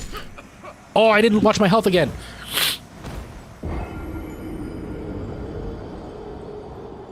Yeah, I'm going to wait till she's a little bit better, or at least until we know. If she's still not feeling well by tomorrow, we're going to give her a COVID test just to double check. She doesn't really have COVID symptoms. Well, she has some, and then she has some that aren't. So I don't know. We'll see.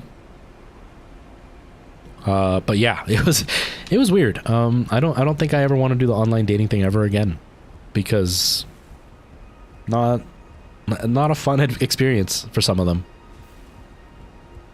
Then there was just like just happenstance stuff. Like I went on a date with a girl, didn't really click. She didn't have the energy that really meshed with me. Like our personalities just weren't right. Whatever, she was a nice enough girl, but it just didn't work. She was interested in me, I wasn't interested in her. We cut it off, and it was amicable, and we just, that was it. And then I started dating, like actually dating a girl a couple years later, and then she asked me to go pick her up at work. We had been together for a couple of months at this point. She asked me to go pick her up at work, so I go to work, and then she's like, oh, come in, I want to introduce you to some of the girls. And I'm like, okay. And I walk in, and she's like, this is so and so. And she turns around, and it was that girl that I'd gone on a date with. I'm like, oh, this is weird. This is so weird. She was really, really polite about it. Like, she didn't let on about anything. You saw like the moment of like when she saw me. But she was super, super chill. And then when I got in the car, I was like, oh my God, I went on a date with that girl. She goes, really? I'm like, yeah. I'm like, oh my God. And then it was just one of those really weird moments. I never thought I would see this girl, and I just happened to run into her. Yeah, it was really awkward. But at least, you know, we were both good about it. We were both nice and whatever. And later on, my girlfriend at the time, she ended up telling her that I remembered her. And she's like, yeah, I remembered him too. I just didn't want to say anything because, you know, he's your boyfriend and blah, blah, blah. As far as I know, she didn't say anything mean about me, but she might have. I don't know. I'm not exactly easy to get along with, and so... But she liked me, so I don't think I left a bad taste in her mouth outside of rejecting her. But there are plenty of girls that I feel the same way about, where it's like there was nothing wrong with them. They just rejected me, so I dislike them for rejecting me because my ego is bruised. Not too much, Sushi. Not too much. Liam, hello. How are you? It has been a while. I hope you're doing really well. Have you not been around for a while? Is that what you're saying? Yeah, I actually, I don't know if you were not around from like all of Twitch or just like my community in particular. Either way, I was away for like almost a year, over a year. It was like a year and a couple months, where I completely stopped streaming. I actually stopped making TikToks and everything for quite a few months and was really, really sporadic for a long time before then. So even if you were around, I wasn't. So you didn't miss much, but I hope you're really doing well. I hope life is treating you okay. If when you say you weren't around, if you don't mean Twitch, like if you just meant the community, are you still streaming? Are you still creating content? If so, how are things going? If not, how come you don't stream anymore? You know, did like life get in the way or whatever? Tell me.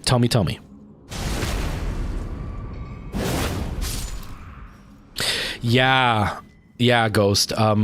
It can be wonderful, you know, it can be great. It can be really, really fishy. It can be really messy. You know, I met Nora's mom that way. And she was one of the few that weren't weird, like in one way or another. But yeah, it can be really hard to navigate, and especially as a woman or a femme presenting person, because overall guys are willing to kind of just throw themselves at anything.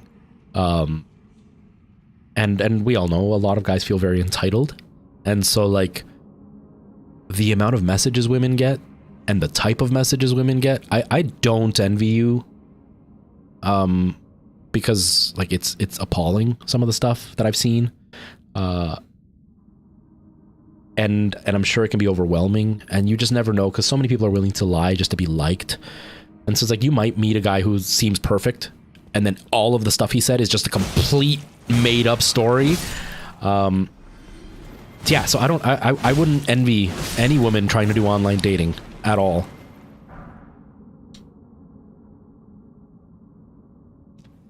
I don't know. I didn't get kidnapped. Yeah, it's there's a lot of horror stories out there.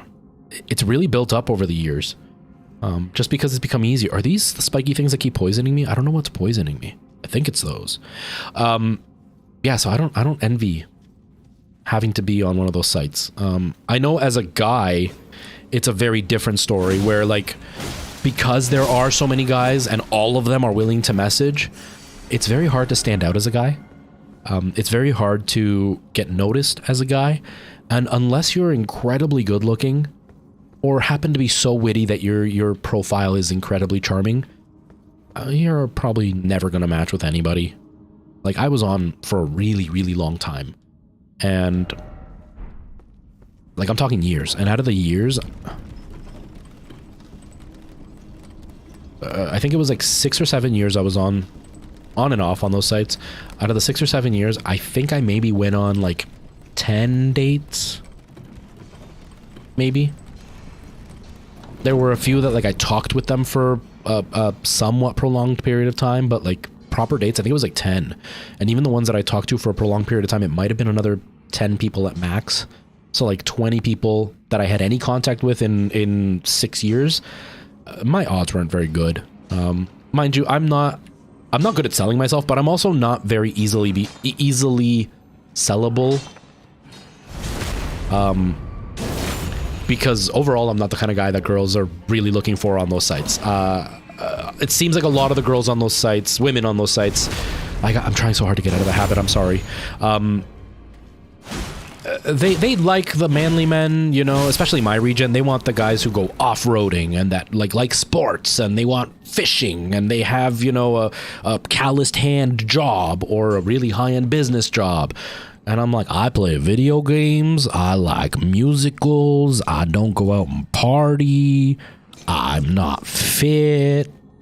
And now they don't have to know this, but at the time I'm balding. Like, not exactly an A plus when it comes to what women are looking for on those sites.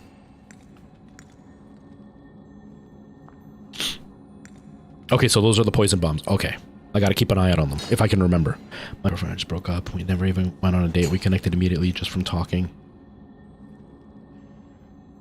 Yeah, Dakota, and like, again, you're young, right? You're relatively young. You've got plenty of time, and you're still finding who you are, right? Like, you're not even an adult yet, and I'm not saying this to like make you feel better, but the truth is, like, I didn't know who I was until I was almost 30, is when I really started to realize who I was, and like, now I feel secure in who I am and what I want and what I'm not willing to kind of budge on.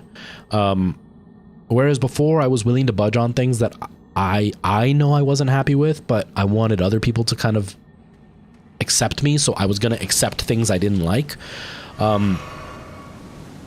Even though I knew deep down that it wasn't going to work. I just wasn't willing to accept it wasn't going to work. You know, like, it's you've got time to learn who you are, so it's okay that it didn't work out, right? You might realize that the person you end up with is like the polar opposite of what you are attracted to now.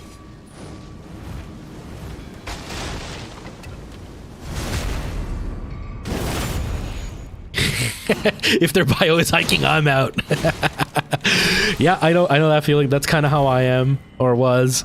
There was one girl I went on a hiking date with, probably among like the top 3 most attractive women I ever went out with, and I'm not just talking physically. Like, she had such a great personality. She was so likable and so bubbly and like absolutely beautiful, and we clicked really, really well.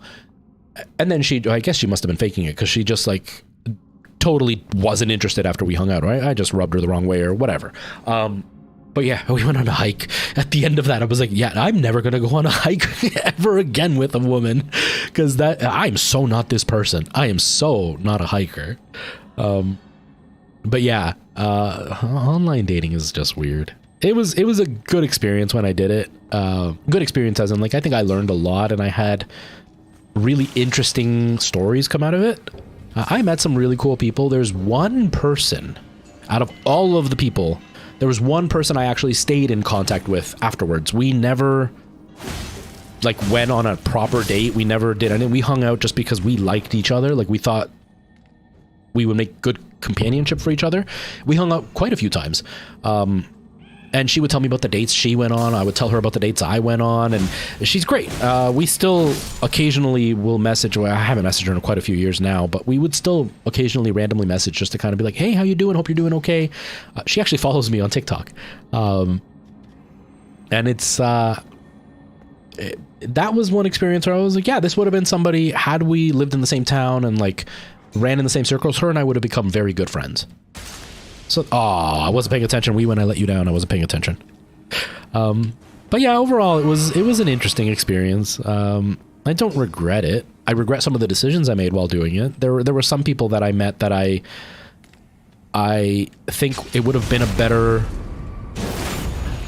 better experience had I not have been so insecure, or like had I kind of been willing to understand myself a little bit more than I did. But we all live and learn. Okay, I'm finding some somber stones, but not the ones that I need. Yeah, making good friends the long way. It was a cool experience. She's a really, really sweet girl. Woman, sorry. I want to say she's married now. I know she had met a guy the last time we hung out. She had met a guy and, if I remember, she married him, but she married him in Portugal, and then he came here, and I don't remember for sure. I want to say that he ended up just using her for papers, and then ended up either cheating on her or something, and then they were like in that process of breaking up. So I don't know if they're still together or if they ended it or whatever. But she was great. She's a mom now. She wasn't a mom when I knew her, but she's a mom now. And she's just this great person that I hope she finds what she's looking for, because she's genuinely a really nice person.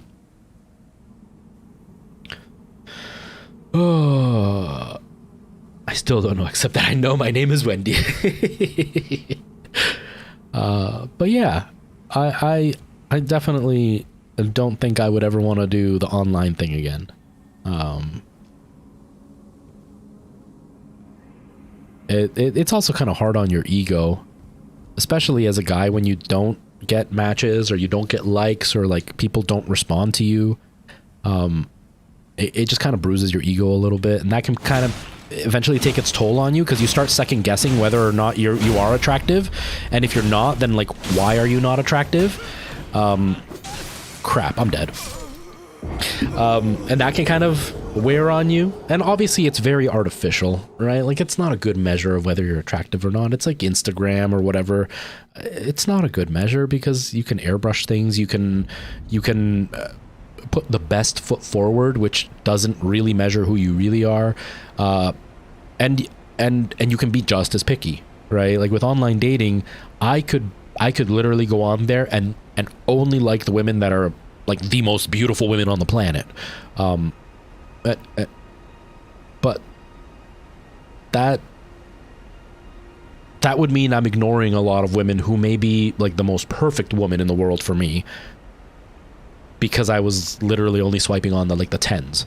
And what I'm getting at is in reverse, and being in the position of not being liked, you have to almost remind yourself constantly, like, there are other guys out there with like full 6-packs and like the perfect jawline that could cut glass, and the perfect 5 o'clock shadow, and those smoldering eyes, and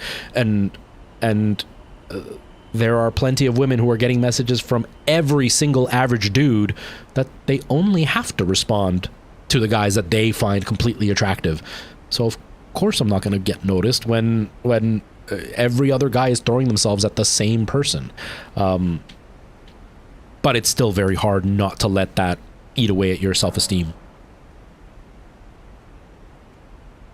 Oh my god, that, I think I was just thinking about that recently, that I don't think I would want to date with the way things are right now. I really don't. We're not at the level of the States. Like, in case anybody doesn't know, I'm Canadian. We're not at the same level of the States, but we're following behind. We're like that annoying little brother that has to do everything the bigger brother does. And we're on that path. I don't think I would want to date right now. Just based on that alone. Because, like, I'm Latino, and there's just so much contention with race, and it's coming more to light here in this area. And I live in a mainly conservative area, so I don't think I would meet anybody that would be really willing to date a non-white guy. And then I just picture, like, here we don't have the MAGA crowd, we have the friggin' trucker convoy crowd, the honk honk. This is what their big thing is. I would have to put in my profile, if you honk like a moron, I don't want to hear from you. But then it's like, that would just trigger a bunch of hate. I also don't want to talk to somebody who believes in that stuff and then end up like really liking them and then finding out they're complete bigot idiots. Oh my god, I don't even want to touch that with a 10-foot pole right now. That would be, no thanks. It was hard enough dating as a Latino, because the amount of women in my region when I was doing it that immediately put in their profile, will not date non-white. And it was just almost like, it was clearly racist, but it was very much like I hadn't really been exposed as much to like how much was out there on both sides, whether it was like the hateful people or how many more there were on my side as well, because I've always lived in places that I wasn't surrounded by Latinos, so I always felt very out of place. That made you feel really bad when you would see lots of dating profiles that would say that, and I'm going like, I'm Latino, sure, but like, it's not like I'm a dog asking you to go on a date, or like I'm a child or something. Like, I just have a different cultural background and a different race. Like, I'm a little bit darker skinned, and even then I'm pretty light skinned. You don't want to try my food? You don't want to listen to my cool music? Like, we have a really fun time. Why don't you like me? That was at the time. And now it's just like, you're a bigot. I don't even want to talk to you. I don't think I would want to be in the dating realm right now. Oh my God, I don't want to be there. I don't want to be there. No thanks. Oh, I didn't even think about that really, like, except for like that little glancing thought that I had yesterday or the day before. Oh my god, no, I wouldn't want to do that. I really wouldn't. Yeah. Ugh. No thanks. Yeah, Preston, the filters, so many filters. Like, I think I could benefit from a filter or two, at least to get rid of some of the acne that I can't control. But like, yeah, I remember the amount of filters from the profile pictures I would see, and then when I would meet somebody, and some of them looked nothing like their pictures. Some of them, the really weird thing for me was when I would see women that would use filters, and then I would meet them, and they were far more attractive in real life, and the filters accentuated stuff that, like, it almost, like, they would make their eyes bigger and their lips bigger, but it's like your bigger fake eyes are really taking away from how pretty your normal eyes are. The filters weren't helping. It's really weird. Yeah, the filter thing is weird. The filter thing is really weird. But yeah, Ghost, it's weird. When you're trying to like date somebody, or when you're trying to find somebody to date, and you see stuff like that, and I'm like, why does that matter? Mind you, again, because I grew up in mostly places that weren't surrounded by Latinos, I almost exclusively dated outside of my race, and almost always, I think I only ever dated one Latino person ever,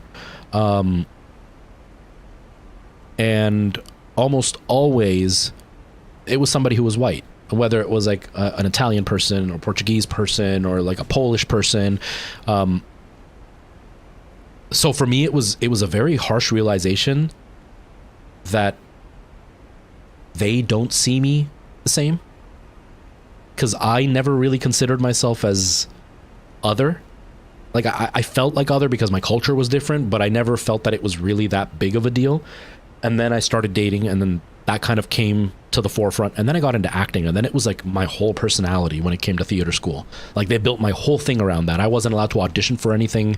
When I went to like my final auditions at the end of school, they were like really adamant that I only used ethnic papers or ethnic roles to audition with, to make sure they were Latino or indigenous, which, like, I'm Latino, and my country in particular is like 88% mestizo, which, if people don't know, it's a mix between white and indigenous.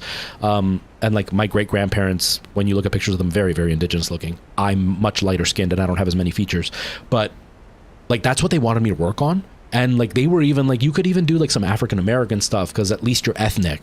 And I'm going, but why does that matter? Like, I get that that's a selling point, but like, why can't I just audition for, like, you know, Kyle? Instead, I have to do Juan. And in the end, we had to write our own final project. We rewrote a play at the end of our whole program. And we all got to write one monologue throughout it. And my teacher, my director at the time, it was very much an activist. And he was very much about pushing, you know, social justice stuff. And I'll freely admit I was far more right-leaning when I was younger. Because again, as a Latino growing up in a predominantly non-Latino area, I didn't comprehend what I was experiencing until a much, much later date.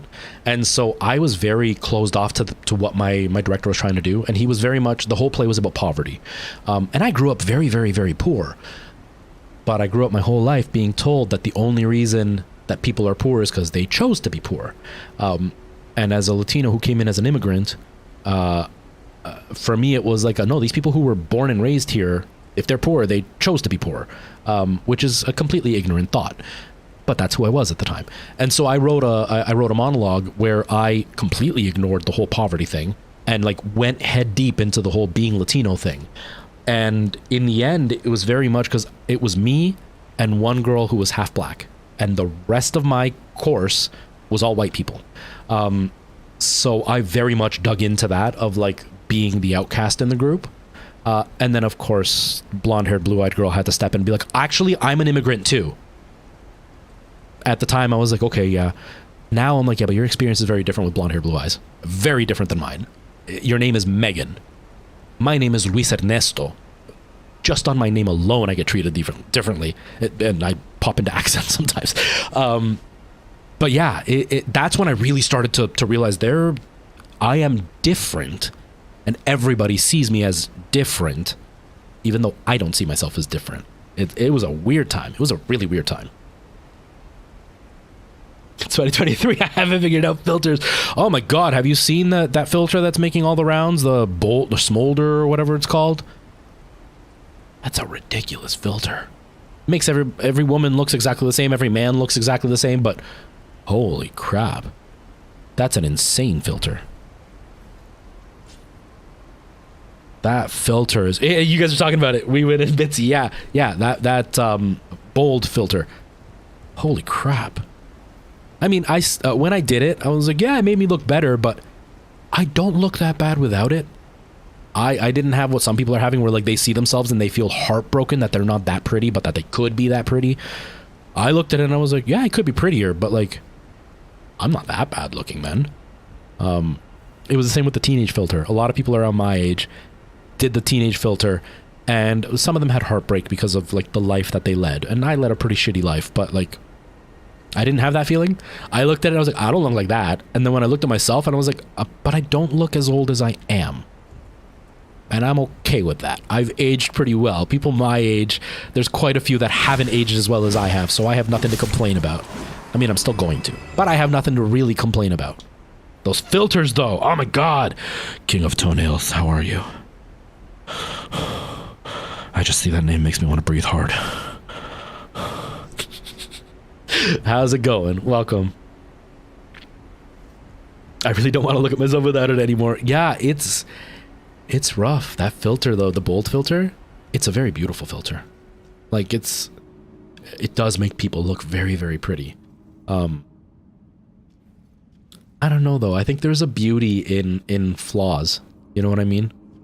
Like the Kardashian thing, I've never understood that. Like, yeah, I can objectively say they are, with all the plastic surgery and stuff, they are attractive, and the plastic surgery has made them attractive, and like, yeah, they are beautiful women. But it's just such a generic beautiful. Whereas like, I find flaws can make somebody very beautiful. I don't know. I'm not a fan of the whole filter thing. I think the only filter I wish that I could use and not feel guilty about using it, or not feel like I'm faking it by using it, is just something to get rid of my acne. That's the only thing. And even then, it's part of me, so it's not like it's a real representation of me. But still, filters I think are such a detriment for people. Oh crap, there's all three.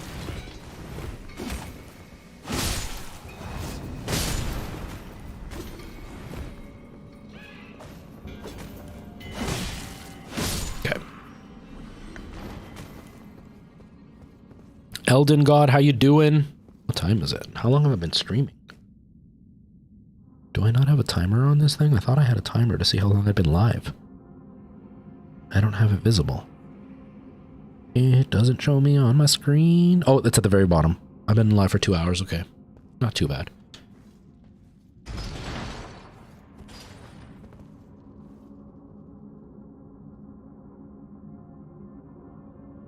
I have my suitcase ready to go. That video, when I did it, I was like, you know what?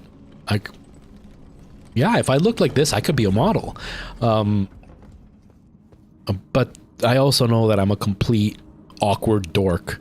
So I was like, I gotta end it in the most awkward way, because like, this is who I am. I'm not the guy that's like, oh yeah, everybody would want me. Because I think even if I was that handsome, I still wouldn't believe everybody would want me. Although if I was that handsome, the fact of being that handsome would probably make me that conceited. But I was like, I have to end it like in the creepiest way possible. So then anybody who's like, he is attractive, they'll be like, oh my god, but he's really weird. Guess who's back? Back again. Jax is fried. Is back again. It didn't fit. I tried though. But yeah, I think that filter, these new filters are getting really scary with how good they are. But I think that's the first filter that I've tried where I'm like, okay, it actually made a positive change in my face. Because there's been a few that I've seen guys use that they're like, oh my god, I look so good, and I tried it, and I'm like, it didn't help me at all. It just looks stupid on me. That's the first one that I looked at, and I was like, yeah, that actually makes me look handsome.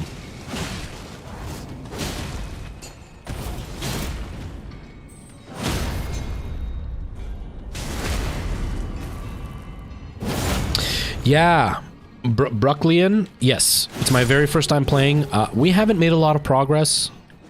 I've been talking too much and not paying attention, which is totally normal for me. So there's been a lot of death and a lot of me not doing anything. I think I had like 5,000 runes and I lost them all because I died so many times.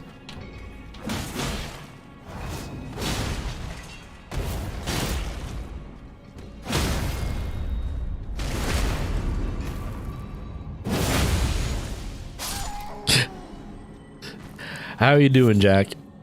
I hope life is treating you good.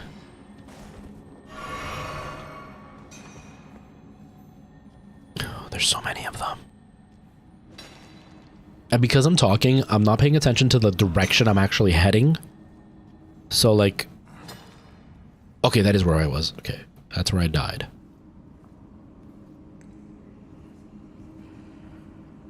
+300 hours, it's incredible. I'm liking it. I'm struggling with kind of really absorbing everything, but that has to do more with the fact that I have a hard time concentrating while I'm streaming. Concentrating like on the story and stuff, I mean. Because I talk a lot. And so my gameplay is very broken up. And it leads to me not really knowing what's happening. And not even just story-wise, just like even what I'm trying to get done. I don't know what's happening. But I'm definitely enjoying it. This is a game I'm going to have to go back and play it on my own to really absorb everything. It's kind of what happened with Dark Souls 1. Dark Souls 1 and 2. I've played that for years on the channel. I used to do Soulsborne games once a week, every single week on my channel. But I always played... Ooh, Rune Arc. What the heck does that do? I always played it with my brother, so it was always co-op. And he is very, very good at remembering locations. So he kind of just rushes through the level. And I just kind of blindly follow him. I didn't actually really comprehend how beautiful the game was and how in-depth a lot of the stuff was and how unique the map layout was until I played it by myself when I wasn't streaming. And I'd been playing it for like a couple of years on stream by that point. Nice. Have you started the new job yet or no? The good stories over the stream that I never shut up about. By the end of the stream, my throat hurts so bad because I just don't stop talking.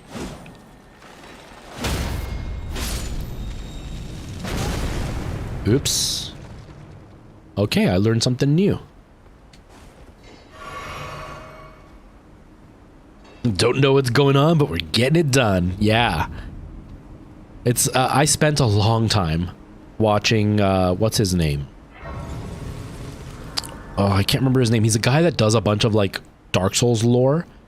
I've had to watch them over and over and over, because first, I just can't comprehend how convoluted some of the story is.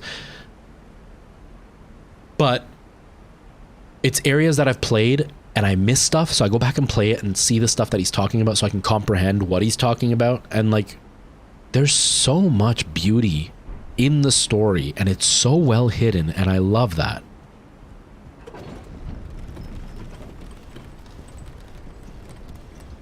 Custom VIP party buses. And like you make them as in like you are doing like the stuff that's inside and the paint job and like any fancy lights and all that, like that's the kind of stuff you're doing?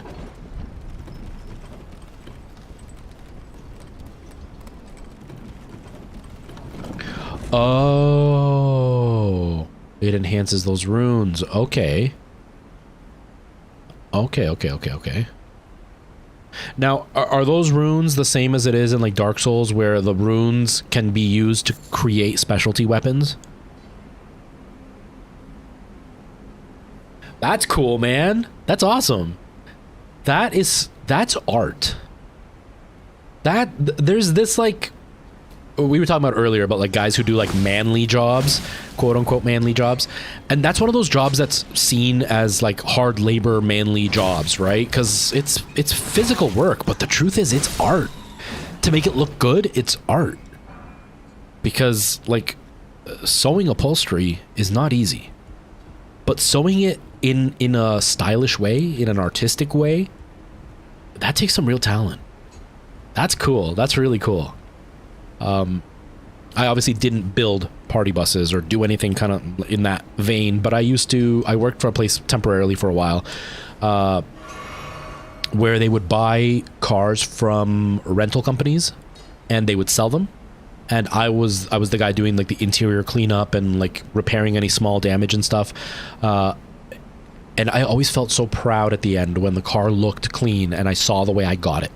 And that was just cleaning. I can only imagine how cool it must feel when you get like this old bus that is a generic bus, or it could in some cases be somewhat beat up, and then you're finished at the end, and then you look at this like beautiful piece of machinery that people are going to go wild and pay a ton of money to use just because it's so cool. And you did that. That's cool. That's cool. That's a cool job. I hope you enjoy it.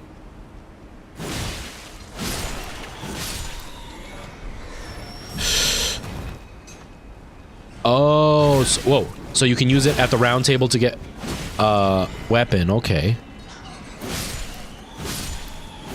I still haven't gotten a sombering 2-stone or a smithing 2-stone or whatever it is to level up this weapon. And now I'm seeing level 4. So I have a feeling I have gone to an area that is far beyond, like I should be far more leveled up by the point that I'm here, or at least my weapon should be far more leveled up by the time that I'm here. I have a feeling I may have missed my opportunity to level up this weapon. Ooh, double decker, that's cool. I've never, well, outside of like the here they're called go buses, but like the long distance buses that you take from one city to another, that's the only time I've ever been in a double decker. But I've never been one of the classic ones. I've always wanted to go one of those classic double deckers. Yeah, the Somberstone 2 is what I needed, and it was in an earlier region. I haven't found any, and I'm getting number 4 here, so I may have missed my opportunity to level up. I'm gonna have to go back and check it out.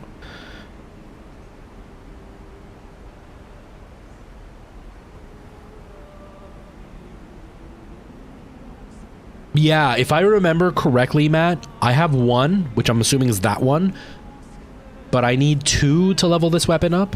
Like, I need 2 of the number 2, so I'm missing 1 of them.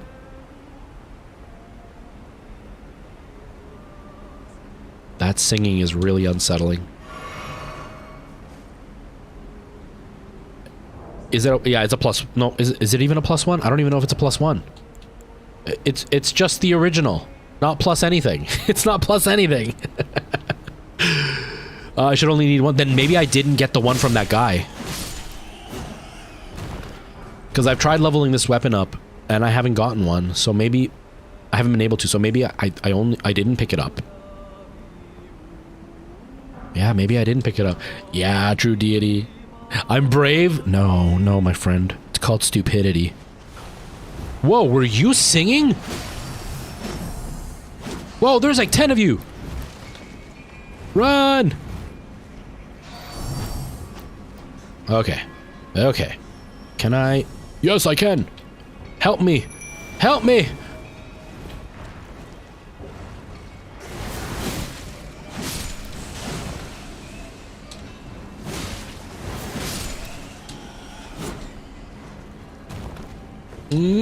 Ugh. I hate when I run out of stamina. There we go. Okay, where's the singing angel?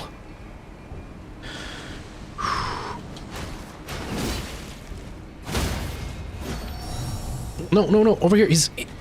Oh, I didn't... Whatever, he's dead. Or she. I don't know if it was a he or she. Whatever, they're dead. Golden rune. Holy crap. That was a little bit overwhelming. I didn't do too badly, but that was still overwhelming. And it only takes 1 stone? Okay, so then I definitely missed the one. I definitely missed the one. Maybe... Was I supposed to talk to the guy to pick it up? I don't remember. I remember beating the guy, like the thing I got the weapon from. But I don't think I talked to the dude afterwards. There's another one. I can hear them singing.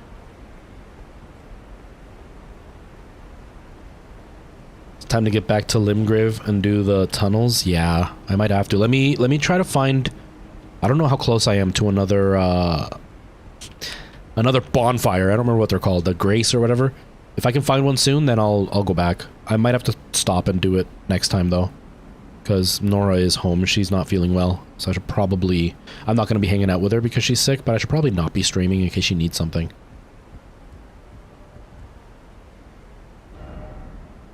I'm looking at my map. I'm real close? Okay. Always talk to people. I know I should... Well, I should probably do that. And I should probably know to do that by now. I know I'm supposed to, but no excuse. Yeah, it's a skill that I am not very proficient at. The big thing is I talk a lot when I'm streaming. And because I'm talking a lot, I'm not paying attention to what I'm doing. And so I walk away from stuff, or like I'll not pick stuff up that I'm supposed to. Or I'll, like, you know how you can pick up stuff from like plants or whatever? I almost never pick them up. Even though everybody in chat keeps telling me to pick them up. And it's not like I don't need those. It's, okay, I'll do it. And then I forget to do it. So it's kind of the same when I meet an NPC. I talk to them once and move on. When I should talk to them until they're no longer talking to me.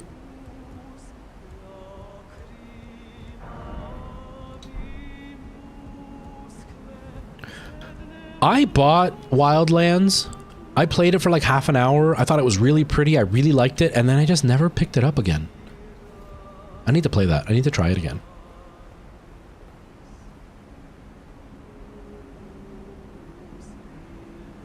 You won't use them as much as some people think? Yeah. Okay, thank goodness. Thank goodness.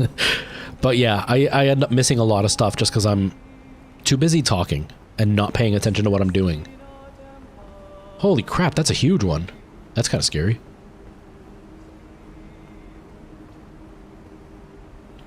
Mid-gameplay awesome graphics. Yeah, I was actually just watching a video on YouTube about the history of Ghost Recon and how it went from a very tactical game to much closer to an action game, and how that game kind of, it had a lot of potential, but it just missed the mark. Because I think the last Ghost Recon I played was the one on the 360. And I only played that because at the time I had made friends with a guy at work, and he was a bit older. At the time he was like 24 and I was 18 or 19. He was a much older man in my mind. And he wanted to hang out with me. Not in that way. He was married and had kids and stuff. But it was like, he was cool. I wanted to be like him. He wanted to be a cop, and like, he was just this cool guy.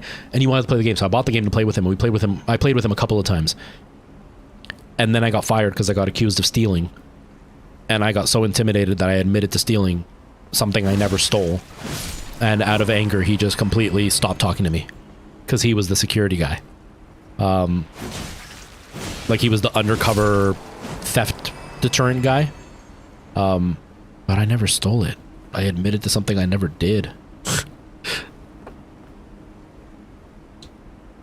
I am user 35 and a whole bunch of other numbers. I am.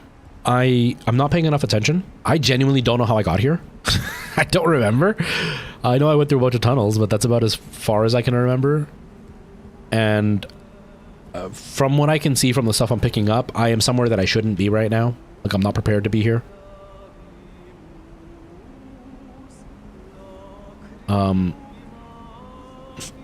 But that's due to me not paying attention. I am liking the game a lot, though. I think I would like it more if I was paying attention. Why would you admit to something you never did? When you're 18 years old, this is something that a lot of people don't get until they're in the situation that they're in. And it happens a lot. This is why policing needs to have better training and actual, like, programs that educate people to specialize in very specific things. Because human nature is very, very weak And one of the things that happens in a situation like that, you know, I'm 18 years old. I'm about to start college. This is my first job that I've had for a relatively prolonged time. I had it for 2 years, and they pull me into a room. So the backstory. The funny thing is I was trying to steal, but that's not what I stole, and I didn't end up stealing what they thought I stole. I didn't end up stealing what I tried to steal. The place is out of business now, so they can't do anything to me anyway. So basically, I was 18 years old. I worked in the electronics department. It was a place that was like Target. It was called Zellers in Canada. And it was like Target. Actually, when Target opened up in Canada, they bought all the Zellers properties and then used their materials and everything to do Target here, and then it failed because it was horrible. Anyways, I worked in the electronics department, and I would do the returns when they would send things in, and I would check them to make sure everything was okay and everything still worked, and then I'd put them back in the system and put them on the shelf. This was during a time when the Windows discs were physical media that was sold with the CD key that you would use to... What happened to my light? Why did that turn off? That is so weird. It was physical media. Now, obviously, I was 18 and stupid and cheap. That was weird that it turned off. And so I got a bunch of Windows discs returned, which were not supposed to accept because they were opened. And so I opened them to look at the disc to see that everything was fine. And I opened one of the cases, and it was a blank disc inside. And so I was going to take the CD key, but then I chickened out. But I took the blank disc, and now it won't make sense unless you're like neurospicy and think the way that I think. But I took the CD out, and I was like, how did they steal this? And so I was like, did they? And the one that I was looking at had been returned a while back, because I opened all of them to start checking to see that all of them were still the discs. And I pulled out the blank disc, and I was like, did they like just shove it in their pocket and walk out? And I put it in my pocket, but holding on to the disc, I put it in my pocket and pulled it out. I was like, yeah, I guess it fits in your pocket. And I put it back, and then I reported it stolen. So about 4 or 5 days later, I get called into the office at the beginning of my shift. And I get sent in, and it's the security guy that I'm friends with, and it's this guy I've never met before. And he's like this somewhat overweight, gruff guy. And I'm sitting in a chair by myself, and they're both sitting behind a desk, and they're like, so we need to talk to you about what happened. Tell us what happened with that disc. So I explain it to them, but I don't mention that I put it in my pocket to see if it fits. I just say, yeah, I opened it, and then I looked, and I was writing down what keys they were to, see if they were stolen or whatever. Because at the time, those discs were like $100+, right? So it was quite a bit of money. And then he goes, okay, now did you take the disc? And I was like, no. I was like, I found it. And then he goes, okay, I'm going to ask you again, did you take the disc? And it goes back and forth kind of this way of him trying to get me to admit that I did it without saying he thinks I did it. And eventually when he sees I'm not budging on it, he tells me, we've got you on camera taking the disc. And I'm going, I didn't take the disc though. He goes, no, we've got you on camera. And then this is where he lies to me more than he already had, where he goes, our cameras are so good. Now this is back in 2004. So we're talking, not even 480p quality digital cameras. He goes, our cameras are so good that I can zoom in and see if you bite your nails or not. I can tell, I can see little hangnails and stuff, how good my camera is. I can see you taking the disc. I can see it's a Windows disc, and then you put a blank disc in the case. So at this point, I'm panicking because, again, I'm 18 years old.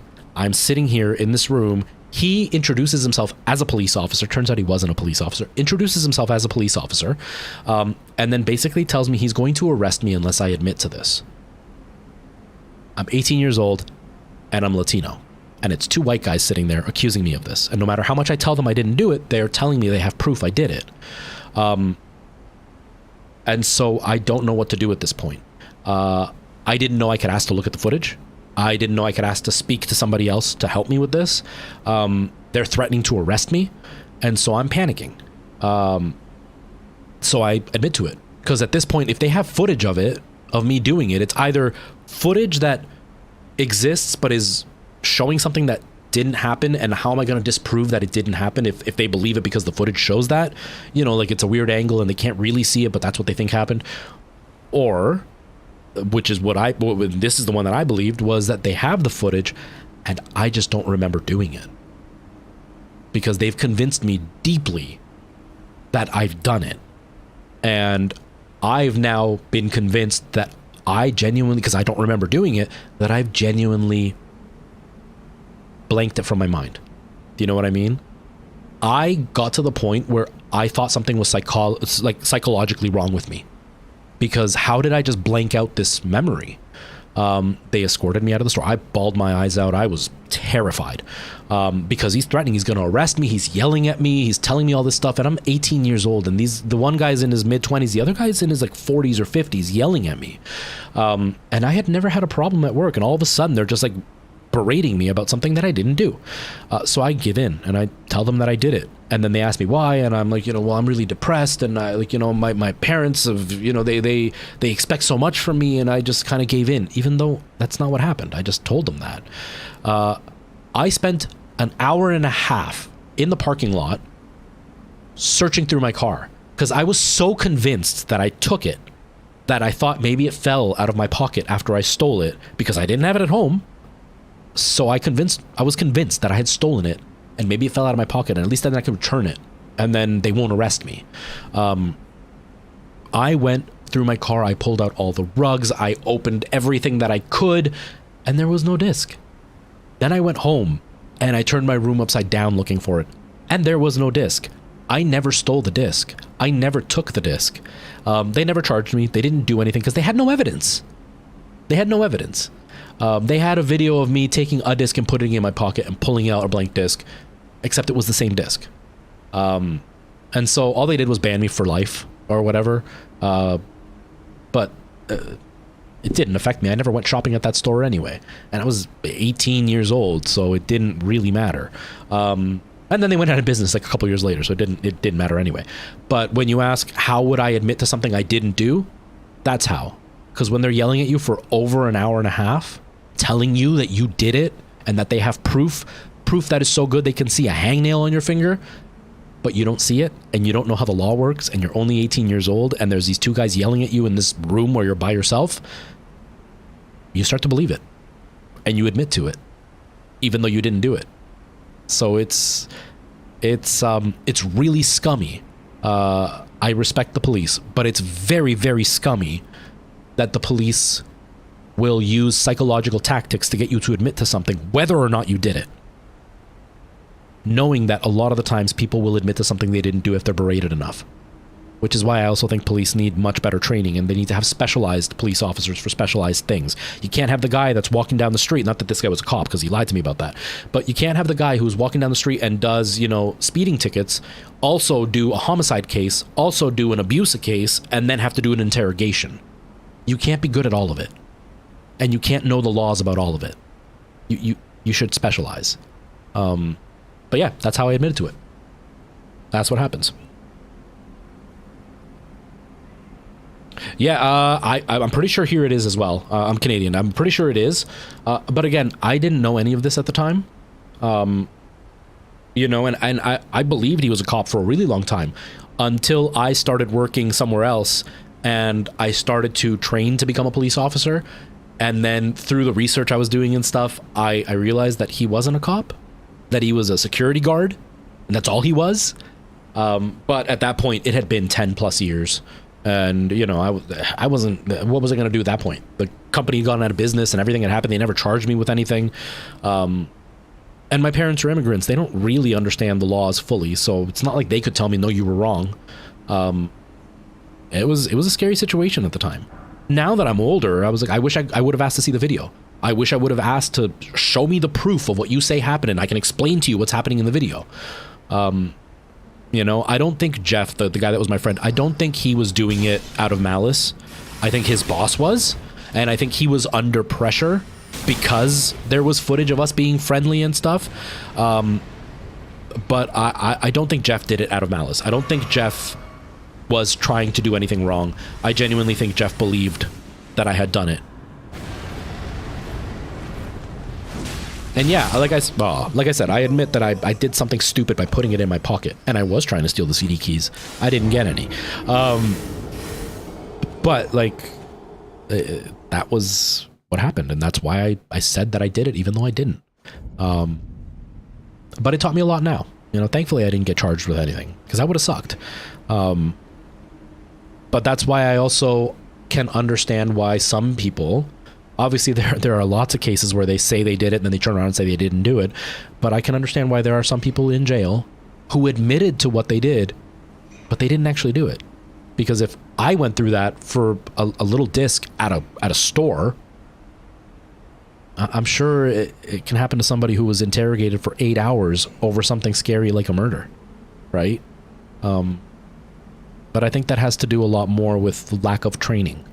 I had a lady I took care of. Her husband was a cop, and she used to get very offended when I would say the cops need more training, and she's like, he takes a lot of training. But the example I used, you can't be good at dealing with abuse cases and homicide and speeding tickets and know all the laws that cover it and all the science that goes behind it all properly. You can have an overall understanding, but it doesn't mean you fully understand it. They need to specialize. They need to have social worker people dealing with abuse cases, because they're going to understand the psychology behind it. They're going to understand the signs. There was this case that happened in Peru, something like that, where this guy was accused of murdering somebody who was American. He was accused of murdering his girlfriend, and the big piece of evidence was that he had a bunch of red marks on his shoulders, and they used that as evidence that she had scratched him up fighting him when he was killing her, according to the story. But there's an image of him carrying her casket, putting it on his shoulder. And if anybody's ever worked out and you've used one of those calf raising machines that you rest on your shoulders, if you use enough weight, you end up with big red welts on your shoulders. And they're not scratches. It's just the way the machine like wrinkles and pinches your skin, you end up getting these red welts. And that's what he had on his shoulders. But the cops that were using this as evidence were not scientists. They just used what they saw and they just put 2 and 2 together. And the jury were also not scientists. So they just took the cops' advice, because the cops are professionals and they know this. But anybody with any basic knowledge of exercise or how bodies react to injury would quickly realize that that wasn't a scratch mark. Now, whether these cops did it or not to try to target this guy and they were going to get him no matter what, that's up for debate. But most of the time, I don't think cops are going out to frame people. It's just that they're not trained in it. So they're making assumptions that don't always make sense. That in their mind makes sense. But when you actually study the science behind it, it doesn't make sense. So I think it needs to be far more specialized.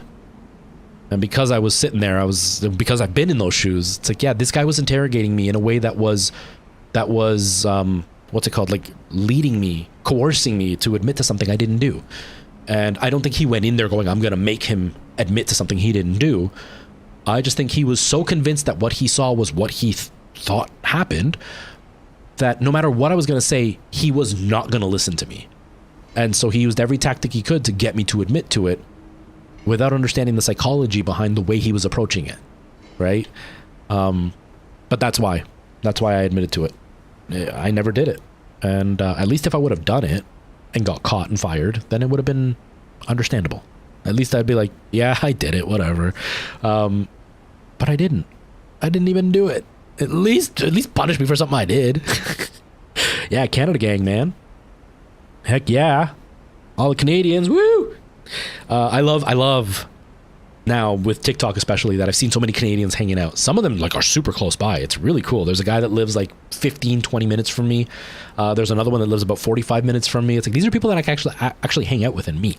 I think TikTok, that's one thing that I'm so grateful for with TikTok, because up until then, not that I don't love the rest of my people that hang out with me, but up until then, it's been everybody in Europe or in the States. It was always really rare to have a Canadian, and it was always, oh yeah, I'm in Edmonton. And it's like, oh, you're on the other side of the country. I'm never going to see you.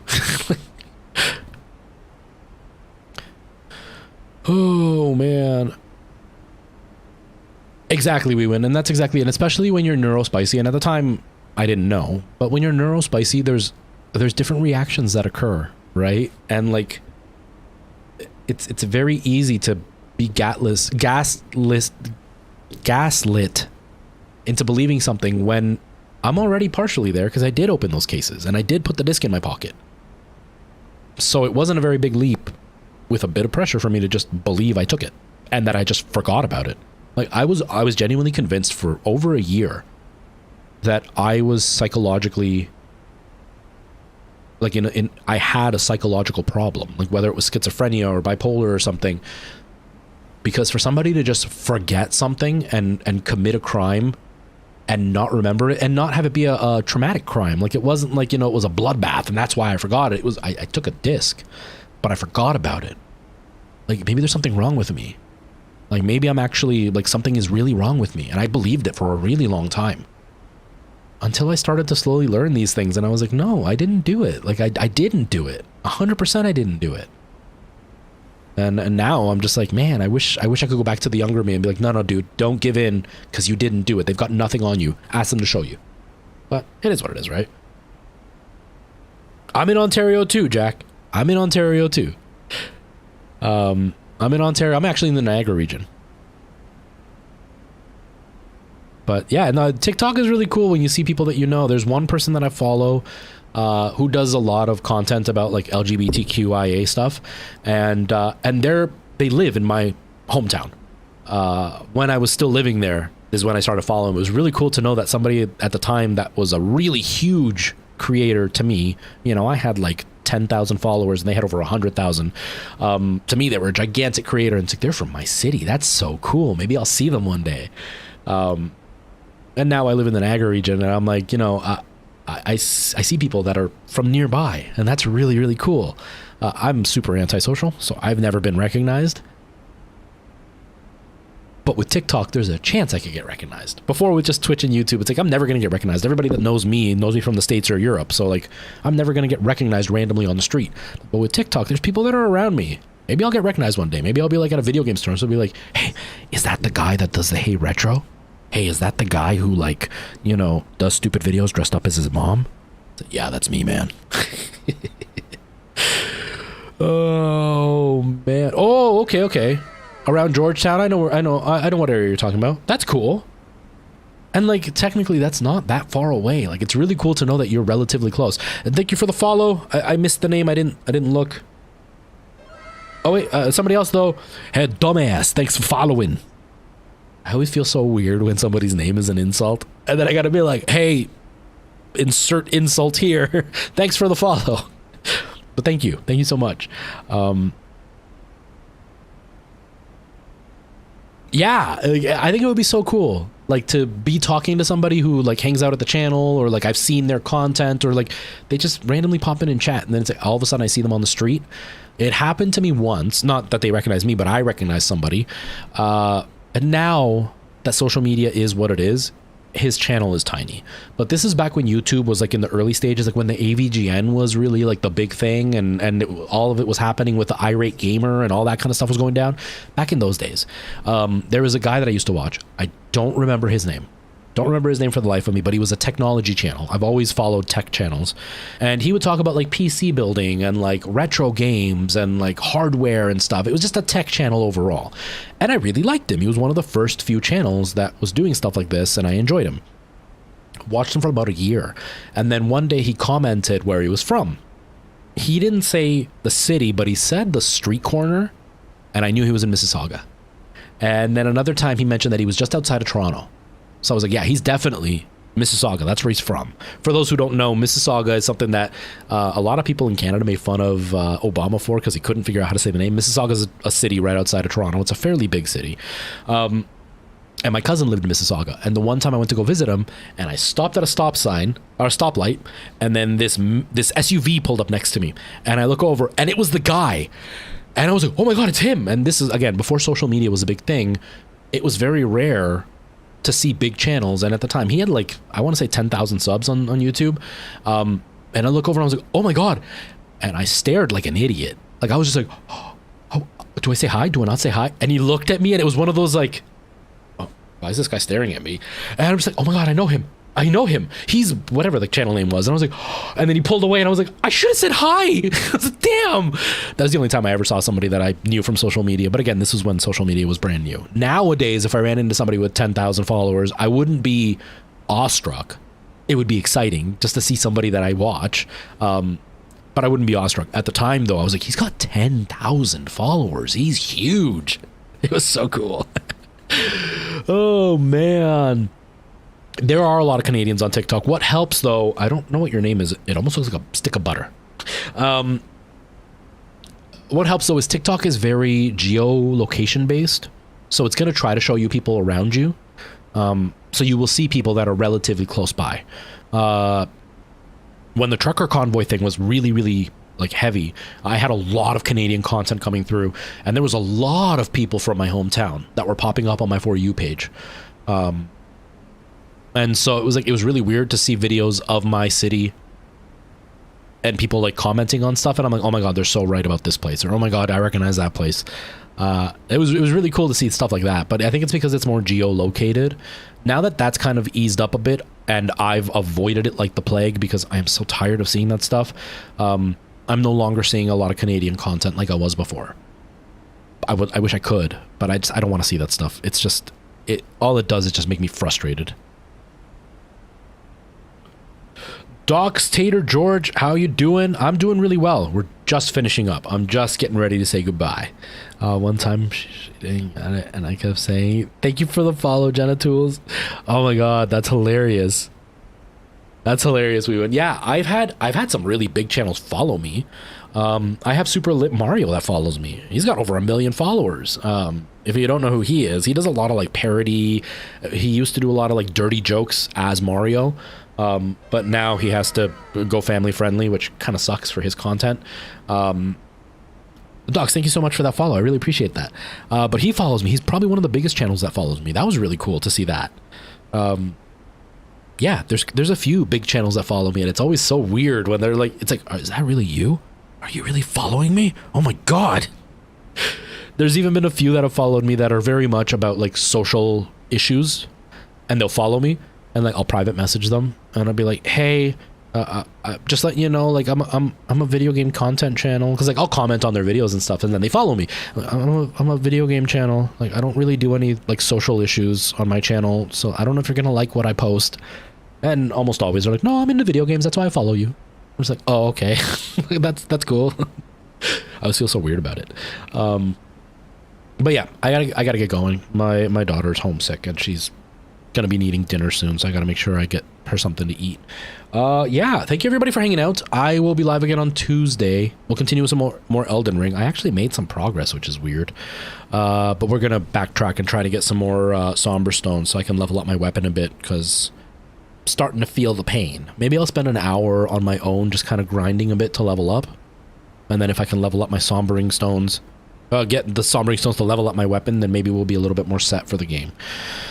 Yeah, I'm hoping so too. She's a trooper. When she is sick, she doesn't look or act sick. Even right now, like I opened her door to tell her I was about to start streaming, and she was like laying on her bed, hanging over the edge, reaching for something and like playing or whatever, and she's got a fever, but doesn't look sick at all. And like if I didn't know, and if she wasn't coughing, I wouldn't have any clue that she was sick. Even yesterday, she was a little bit under the weather, which is the worst I've ever seen her. And she threw up and felt sick for like half an hour. Then she was right back to bouncing off the walls and acting totally fine. This kid, when she's sick, she doesn't show it, even when she's really sick. So when she shows even a slight bit of sickness, I know she's feeling really miserable.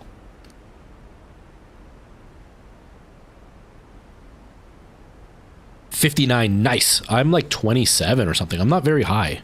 I'll show you real quick, and then I gotta get out of here. I'm not very high at all. Crap, I didn't mean to do that. Move away from this. How do I hold on, what's my, oh, it's pause. It's the pause button.